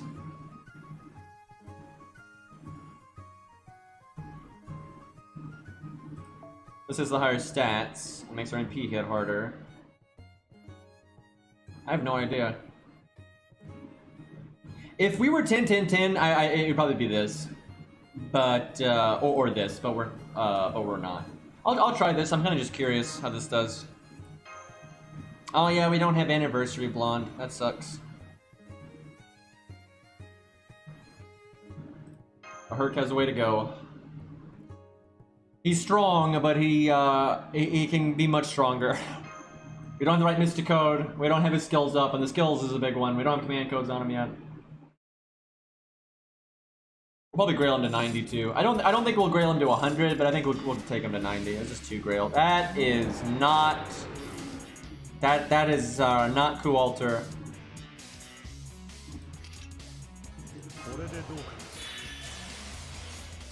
We've been bamboozled.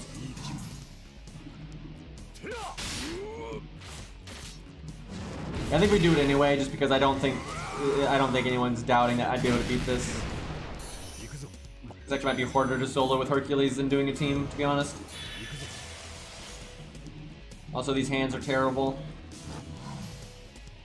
Man, all the like lead stuff that you can do with Hercules, you can't do at 1-1-1.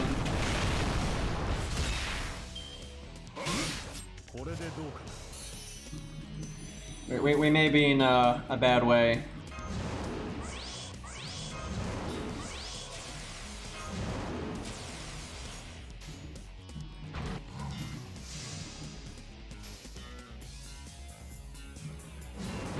Also, especially because we don't have Anniversary Blonde, we don't have a big crit turn. Alright, we use the overkill to get NP gain. Oh. Please tell me you didn't do your interlude. I don't think he does, so that's not the upgraded version of that.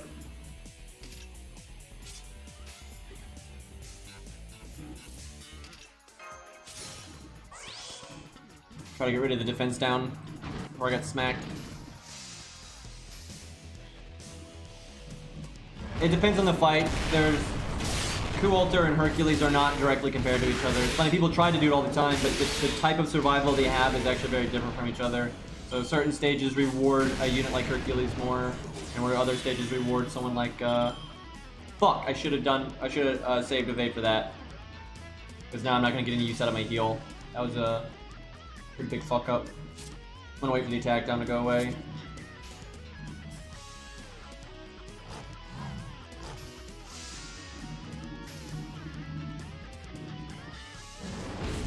Like, if there's a boss that is just if there's a boss that basically does enough damage to one-shot Coup Alter every turn, then Hercules is generally better. But if they're not like that, then Coup Alter can be better, or at least tied.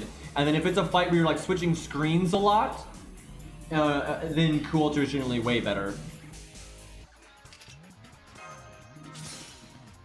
Man, I could have gotten a lot more survivability than this. I really messed up there. There was a pretty good chance that I could have gotten a turn out of my health bar. So basically, the Buster has to get him low enough that the NP kills, and then the extra attack. Oh, that's plenty. Yeah, because then the extra attack will finish him off through guts.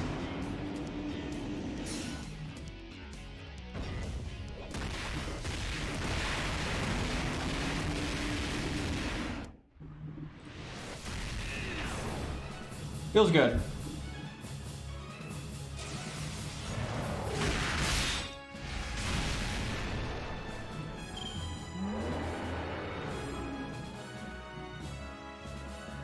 I can't wait, man, to get Hercules at 10-10-10 and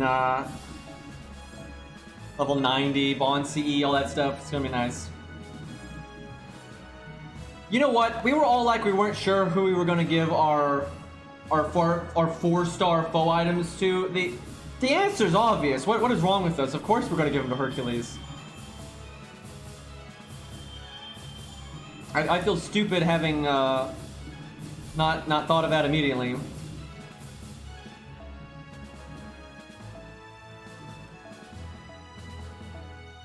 Wait, where did I thought I put him in my storage? I guess I didn't.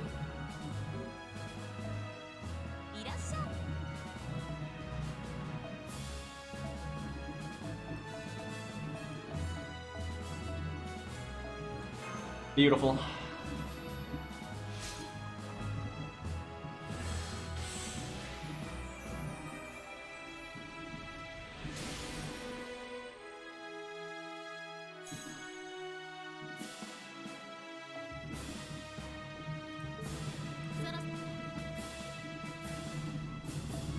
It's gonna help offset the fact that our Bond CE has no stats on it. Hey Jimmy, it's Peter. Thank you for the 23-month resub, man. Almost 2 years, dude. I really appreciate it. I can't believe how many people, man, have subbed to me that long. It's wild. That emote is amazing.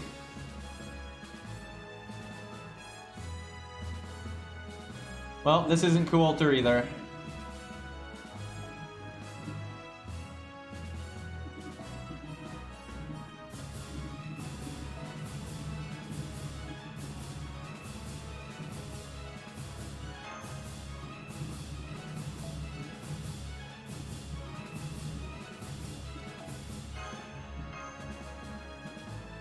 Oh, you're right. This might be Mev. That's right. You do fight her.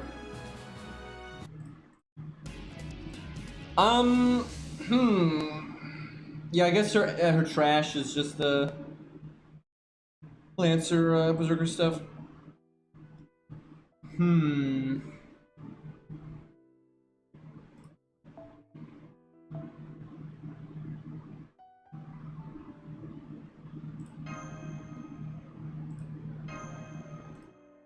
That Fate Prototype soundtrack in here.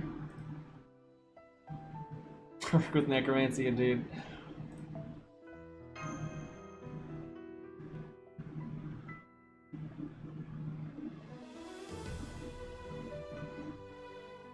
Yeah, Sanson is decent at killing Mev. That's like the one thing he's got going for him.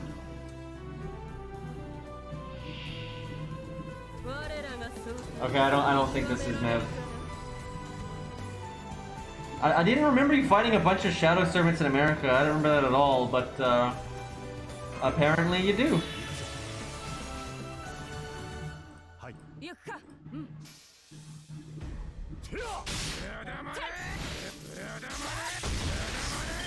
I'm so glad they gave Arthur a lot of unique music and they didn't just like use Artorias. That would have been so lame. Because they really do not have the same vibe. Like, Very much so. They have similarities, sure, but they definitely deserve. They both deserve their own unique music. Damn it.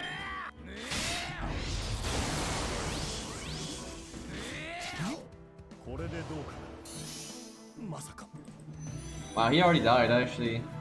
Kinda sucks. I do not want Mozart this soon at all. How have I not killed Leonidas? Like, what?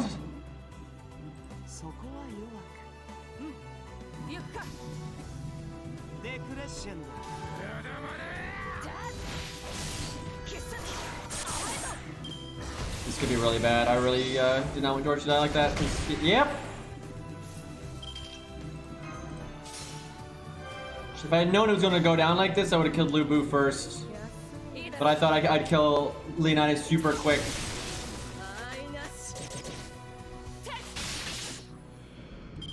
Oof. Almost never do Shadow Servants have voices. There have been a few rare instances where they do, though, but that's, like, specific.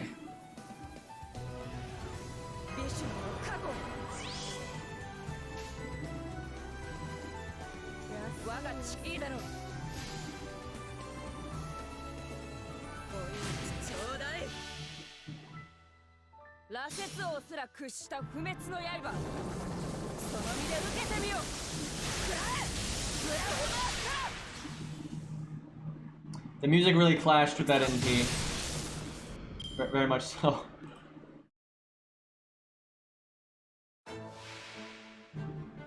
It's Mev! It was Mev, guys. I don't know what we were thinking. This is clearly the Mev fight. I don't know why I was thinking it wasn't.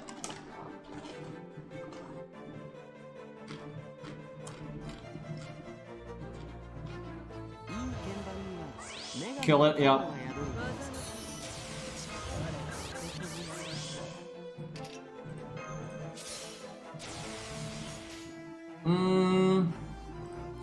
Why not? Probably would have been better to do that next turn, but...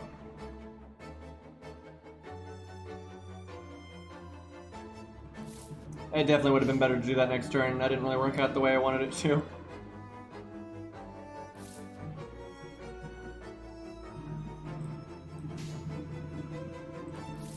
I'm gonna be so mad if this screws over 100 face.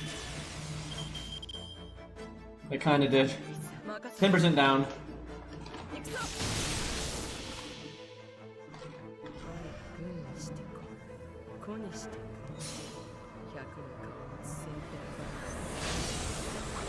I mean, the greatest in terms of like fame and everything in FGO is definitely Achilles and Herc.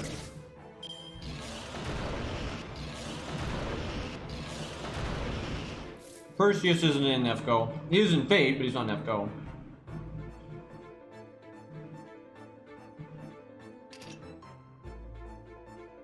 I should just focus on NP gain for 100 face, I think.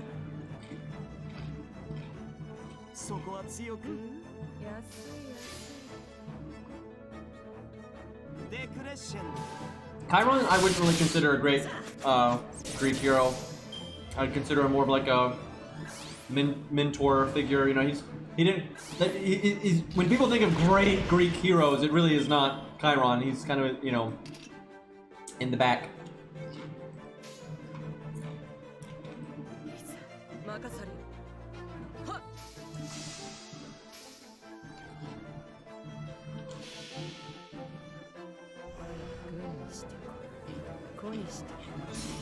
Actually, I think Achilles is more famous than Hercules nowadays. I mean, for crying out loud, we have a body part named after him.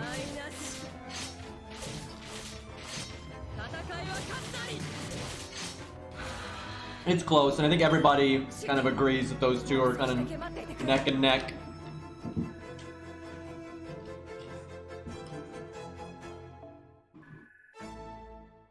I feel like they're both so famous. Like, I don't think if you went out on the streets and started asking people, do you know who Achilles is? Do you know who Hercules is? You're not going to have someone that knows who Achilles is and doesn't know who Hercules is, or vice versa. That's just not going to happen.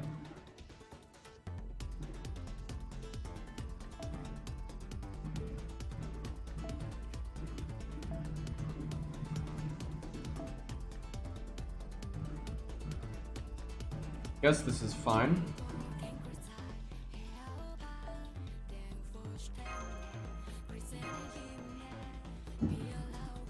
Nope, I don't thin. I'm terrible at, the thing is, it's really difficult for me to play other games because there's no way to know what your audience is actually going to like, and that can massively affect the stream. And then I hate most mainstream games. Like, I hate most mainstream games. I find them so fucking boring. So I don't even keep up with them. So, like, I never really know what to stream. I just don't really think about it that much. And I've been really busy with FGO right now, so I haven't had the need for it. But at some point, I want to stream other things, but... Like, if I like just naturally play what I want to play, I'm just gonna play really old games that no one cares about. That is a 300k Spriggan. He has more health than fucking Arjuna did. What the fork? Well, someone's gonna die.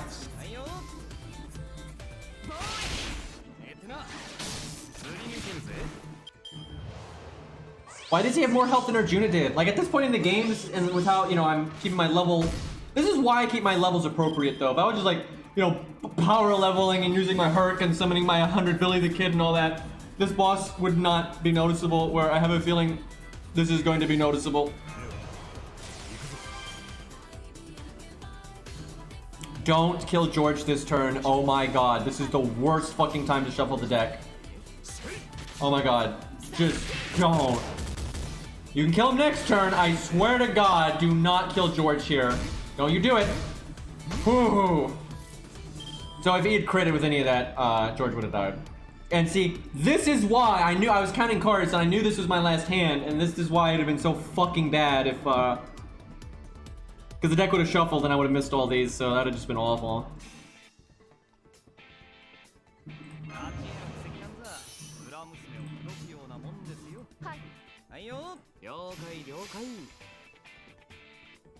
I feel very confident in saying George is about to die.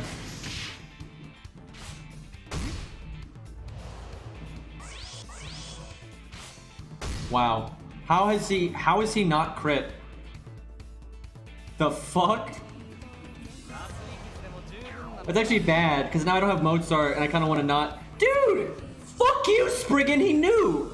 Look at this. If he had died, and if the deck just shuffled, but this shuffle could have just as well have happened with Mozart, right?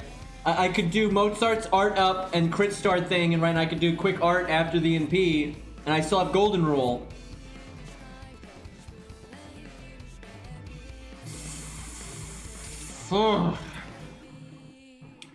I don't want to wait this turn. This is such a... I'm wasting NP! Yo, I know, the taunt is down, time to crit, indeed.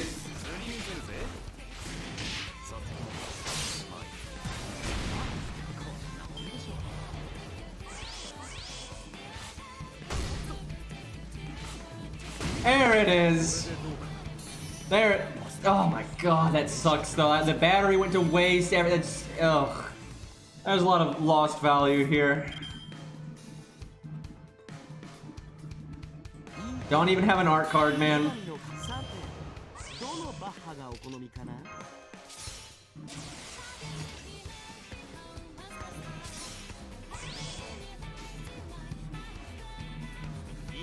I could overcharge him with hers just to get more damage. But nah, I think we do this, because we're gonna need another NP, and this contributes to that. Rex is breathing down my neck! I don't think Spriggans are humanoid now. I'd be very surprised if they were.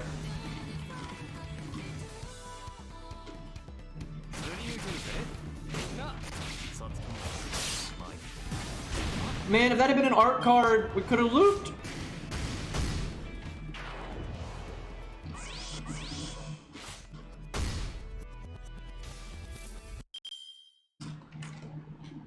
So this might seem silly, but this could make the difference between getting one shot or not.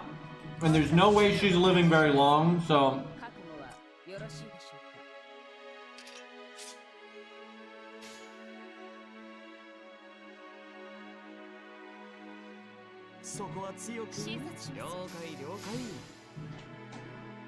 Yeah, he's only crit the one time. We're getting really lucky.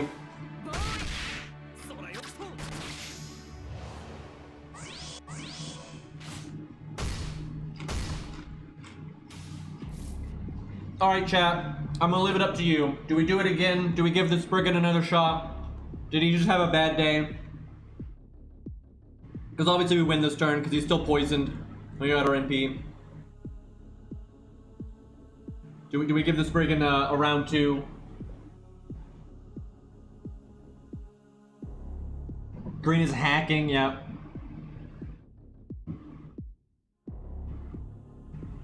Let him die. This is pretty split. Finish him, just kill it, do it. Alright, I think most of chat wants to just move on. I was really tempted to redo it, but because I want to kind of wrap up the stream somewhat soon, I figure we should get going. That was disappointing though.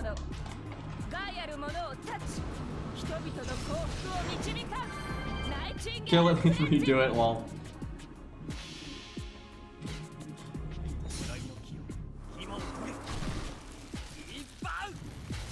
Oh shit, it's still alive.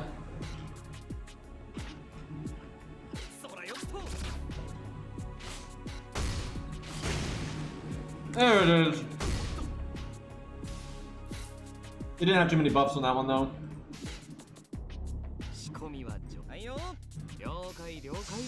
He was in a bad shape though, because like that one turn we had evade, we had taunts, Mozart had evade. Robin can face tank a crit definitely. Unless he like buff stacked more than he did.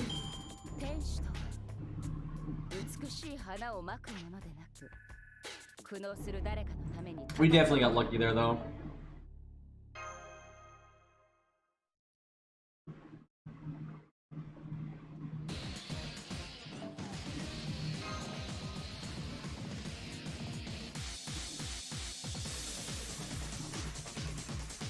What they want to have happen is have him buff stack a lot and then crit you and then NP and that kills someone else because NP hits really hard too. That's kind of what they're going for there, I think. This might be a Kualter fight. Oh, that's right. You fight Mev and Kualter. I remember that. We won't do Hercules on that one. This might be a bit tricky.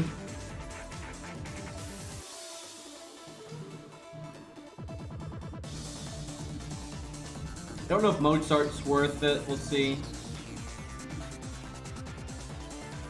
Alright, I feel like Herc would actually show up if I brought him. I hate not bringing him though, it just feels wrong.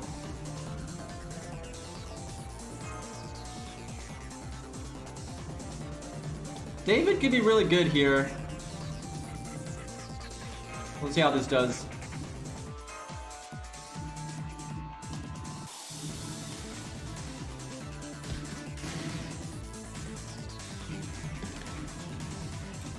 Why don't you get raid ups? Why don't you get raid ups?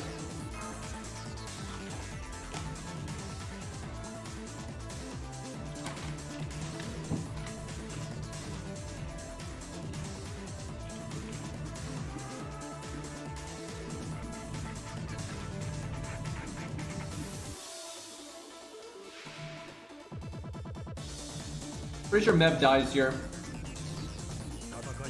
I think did our 1 to 3 star count use Sanson here? I don't remember.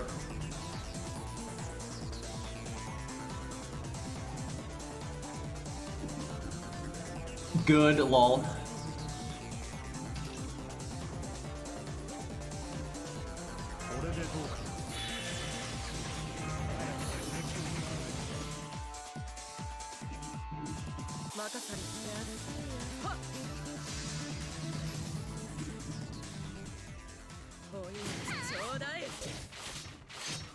Okay, so the only good thought is a dead one, and then you get Sanson, and then you Sanson someone named Bob is cool, which is probably the least thoughty name I've seen today. But that didn't quite work out. Also, that's where I wish George had his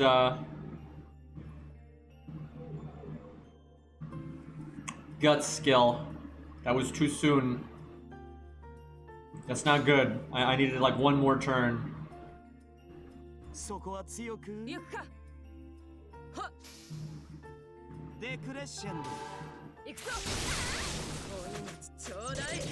fuck? You wanna crit with your 70% crit chance there, champ? Okay, that worked. Mev's an idiot. Mev's an idiot. Way to go, you fucking dumbass. You got wrecked by cheese.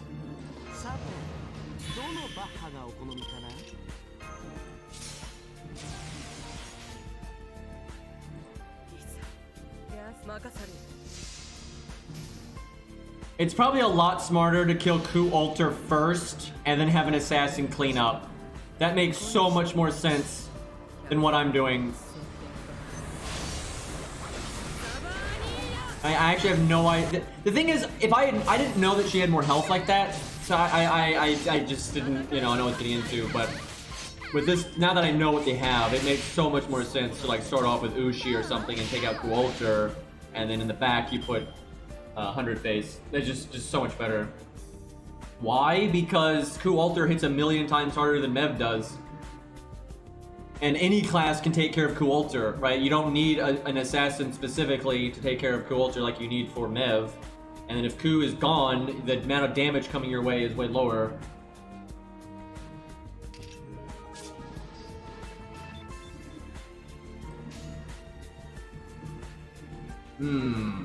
I could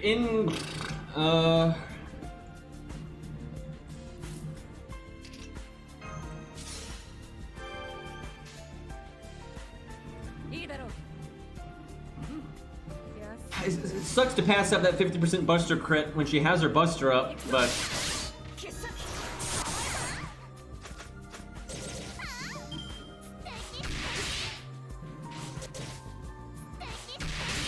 Ugh.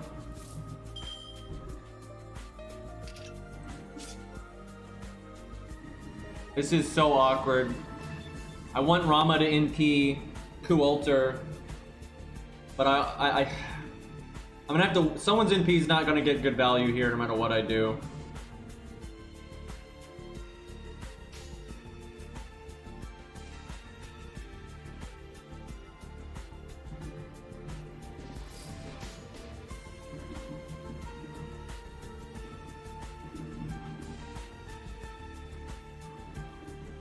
If I had a little, I mean, this is a long shot.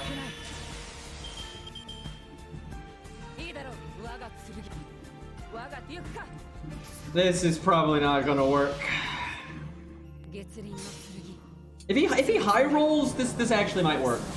The low high roll variance is large enough that I think if he gets a high roll, it might do it. Well, that's not good.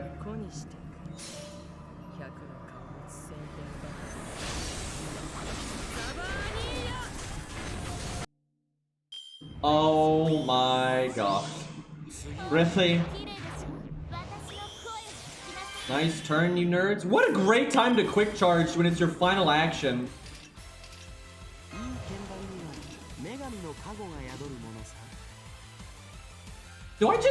I think I just murder. I think I do as much damage to Mev here as possible. No, I think we kill Ku Alter and we save 100 face.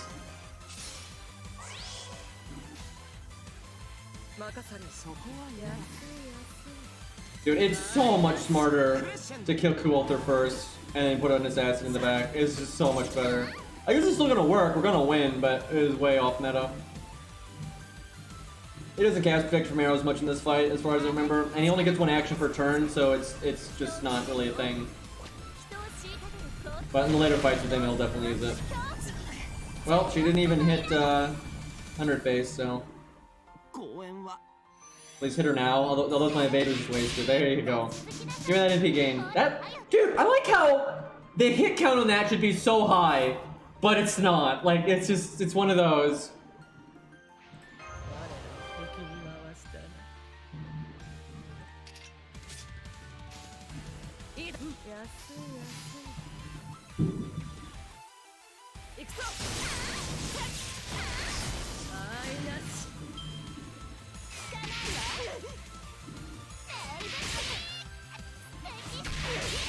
That was like the dumbest turn.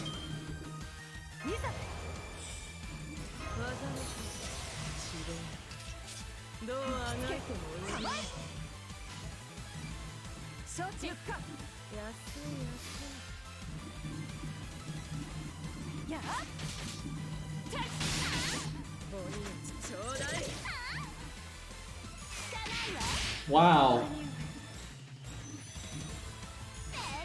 This is a lot less serious now that they've changed her animations. She just triple bustered, by the way. Now that's lore accurate.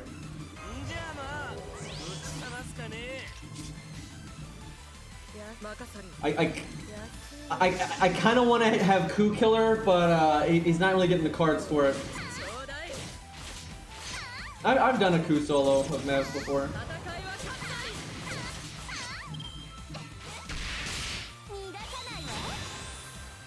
I like how she just instantly started attacking Coup there.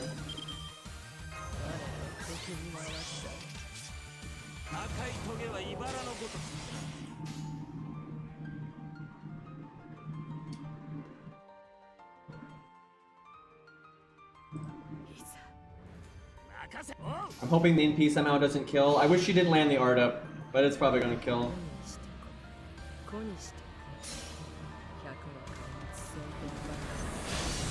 Oh yeah. No, she like, fuck yeah! Perfect! Bonk! That felt good.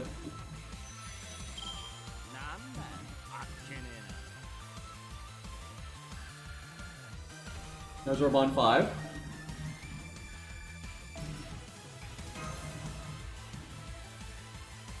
Alright, I feel like we should save. I know it's kind of a bad time to stop, but it'd be nice if our next stream, because we're not going to do Camelot tomorrow, like no way. So I think we wrap up here, and that gives me some time at night here. And then tomorrow we can do all the cool altar fights. Will be a nice, that way it's a good, you know, that makes tomorrow's stream good. We got some stuff to do. This song is from Super Robot Wars V, and it's called Oath by Sunlight. Which would make a good song for Gwen, now that I think about it. Well, the way it sounds. The name fits Gwen, but the sound of the song, not so much.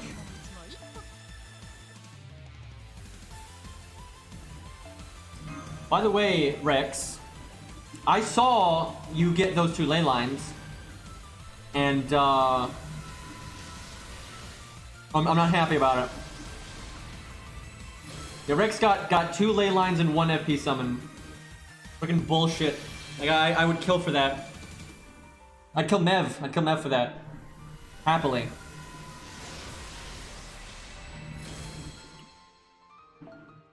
That's not leyline. This is also worthless and you'll never use it ever. As is most 3-star CEs. I'll take the 5-star Ember though. I'd be willing to bet that if you went back and counted through all my streams, that Charlotte is probably the servant we've summoned the most.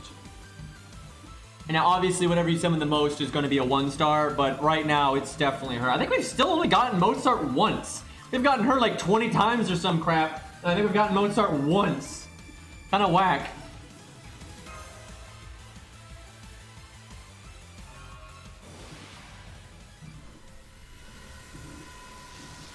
I like how we got Saber Lily before we got Mozart. Right, before we wrap up, y'all got any last second questions or anything? Now's a good time, and we're gonna just do a little bit of inventory management and throw some foes on people.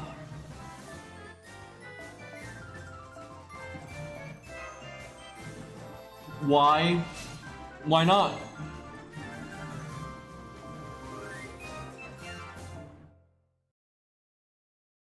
Yeah, we got Saber Lily. You can get her an FP summon on JP. She is rarer than a 3-star, but she is more common than Ongra.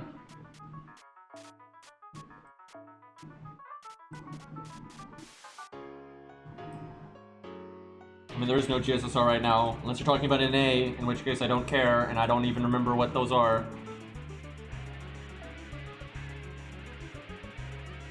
Whichever one gives you the highest odds of getting a character you like, is what I would say.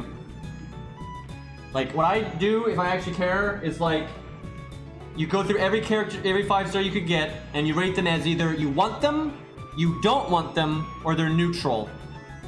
And then you look at the end and which one has the most positive results. versus the negative, right? And like you can give them like a point value, right? Like if you don't want them, it's -1.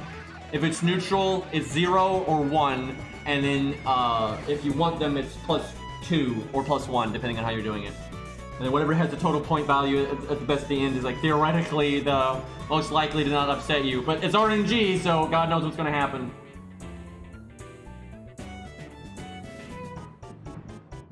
No, I don't have longer yet. It can take a while. It can take a long while. Yeah, we might do some with channel points at some point.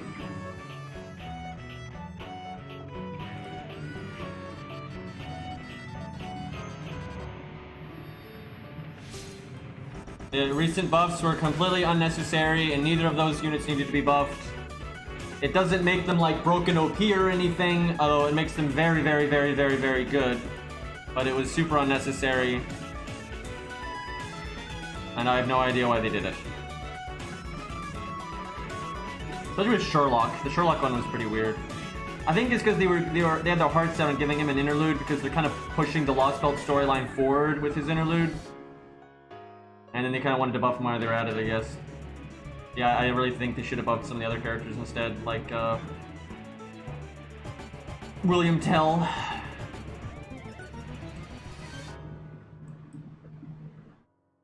Where's my boy Spartacus? I mean, I already talked about Ivan. I literally already talked about him in the stream.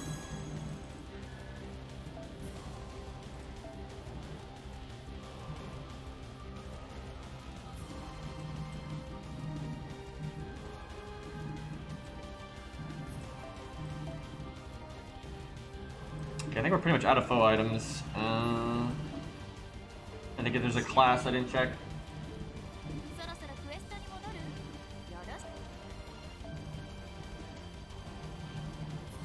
Alright, I have not been managing my CEs in the slightest. Oh, let's see.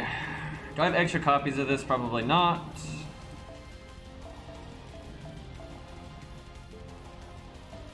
Alright, let me think.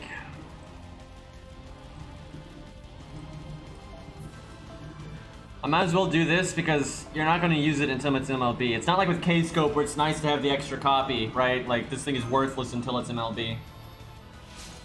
You think Spartacus could be a different class? It's already been confirmed that he can be a Saber. They actually, not only is it been confirmed, but they actually detailed what the Saber version is like quite a bit. If you look up Spartacus's character material book, they go into a good bit of detail.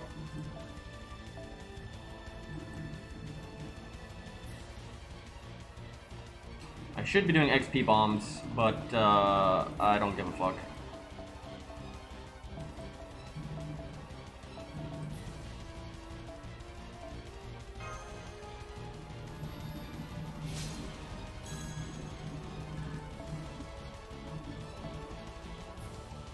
I actually would really like for them to add Saber Spartacus.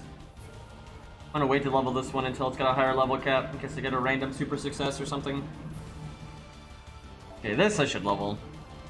It falls off later in the game, but it's good enough right now that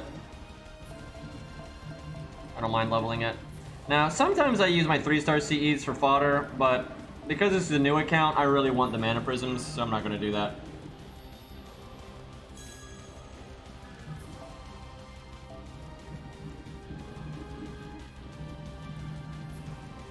I'd probably have William Tell focus more on either utility or his normal card damage. It'd be super boring if they upgraded his NP, and that makes him too similar to Robin.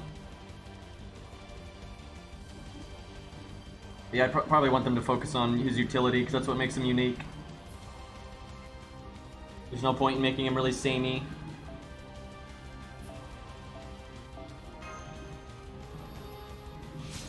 Best fight in Lost Belt, 5-2, that isn't Zeus.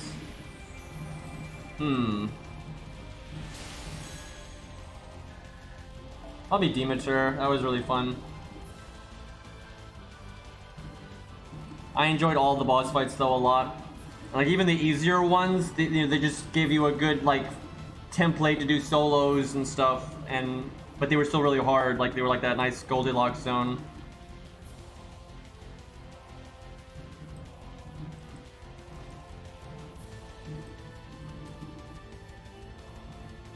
Okay, I think we get some mana prisms now. I don't think Fujino is going to get it. I mean, they might buff Fujino when they bring her back because that's such an incentive to get people to roll on her. And there's like 5 people out there that think Fujino's bad, and that would get them to roll. I've always said you could buff her in a way that's not stupid. If you buffed her in P and you did not, let me stress this, you did not give it a new secondary effect, that would be alright. That would not be game breaking. It's not necessary at all. Like, it's absolutely not necessary, but you could do that and it wouldn't be like too fucking stupid. It'd be a little stupid.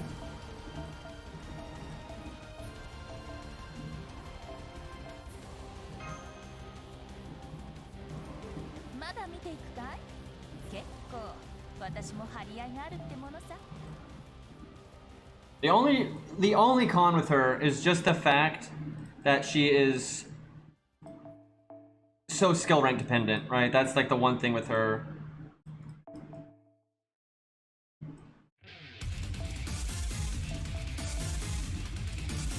And I know a lot of people, they just never bother to get her to 10-10-10, and I think that's part of why they don't think she's so good.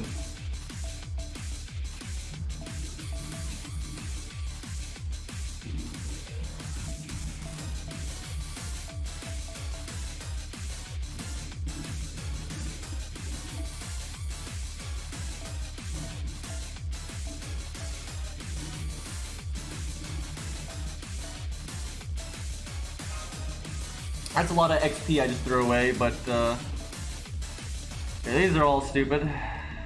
I'll take the mana prisms, thank you.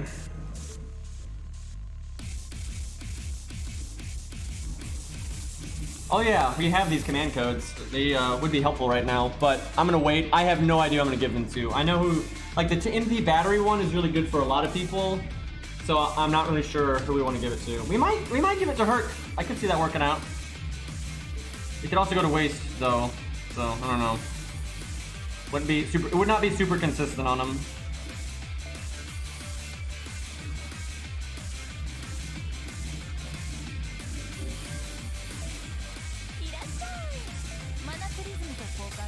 I kind of should buy some keys. You can only buy 1 per month, but they're pretty expensive. I'll wait, especially because I'm not going to use command codes this second.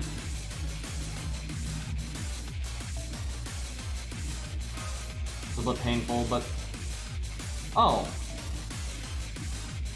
I forgot that reset already.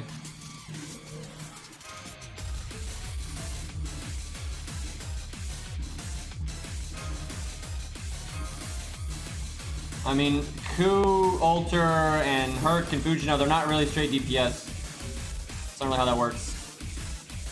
They're more of like a mix of DPS and survivability. They're more like tanky, last man standy people. They're a pretty specific role in how they work. You know, best DPS is stuff that's just like nuke, nuke, nuke, nuke.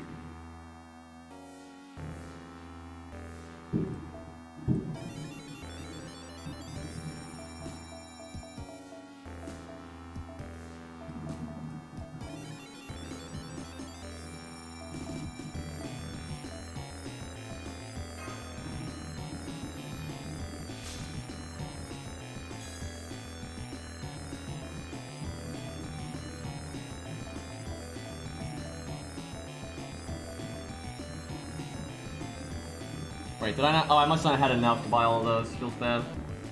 Need an event to get some mana prisms. Oh yeah, this is from Sonic 3. And Knuckles!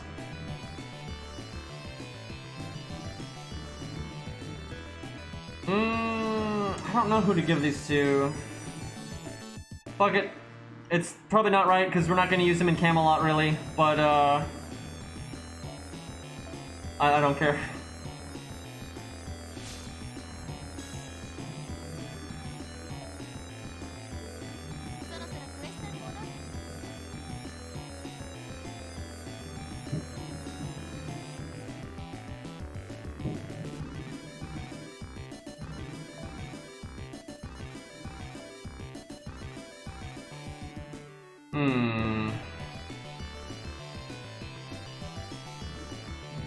This This is better on Robin, but the only thing anyone would ever summon from this account is Hercules right now. But now we'll keep it like that for now.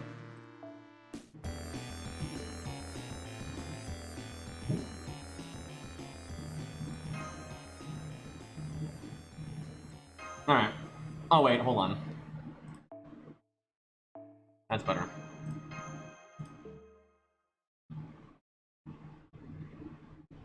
When does NA get 5-star Embers? I don't even remember. Someone was saying it was one of the download campaigns. I know it's kind of soon-ish for NA. I thought it might have been with the next anniversary, but I don't think it is. It's soon-ish though, probably within 6 months, I would say. I think people were saying it was with one of the download campaigns, but I don't actually remember. Like all my knee-jerk answer was the anniversary, but people are saying it's not with that, so. Alright, let's raid, oh, Halo Man, he raided us yesterday, let's raid him.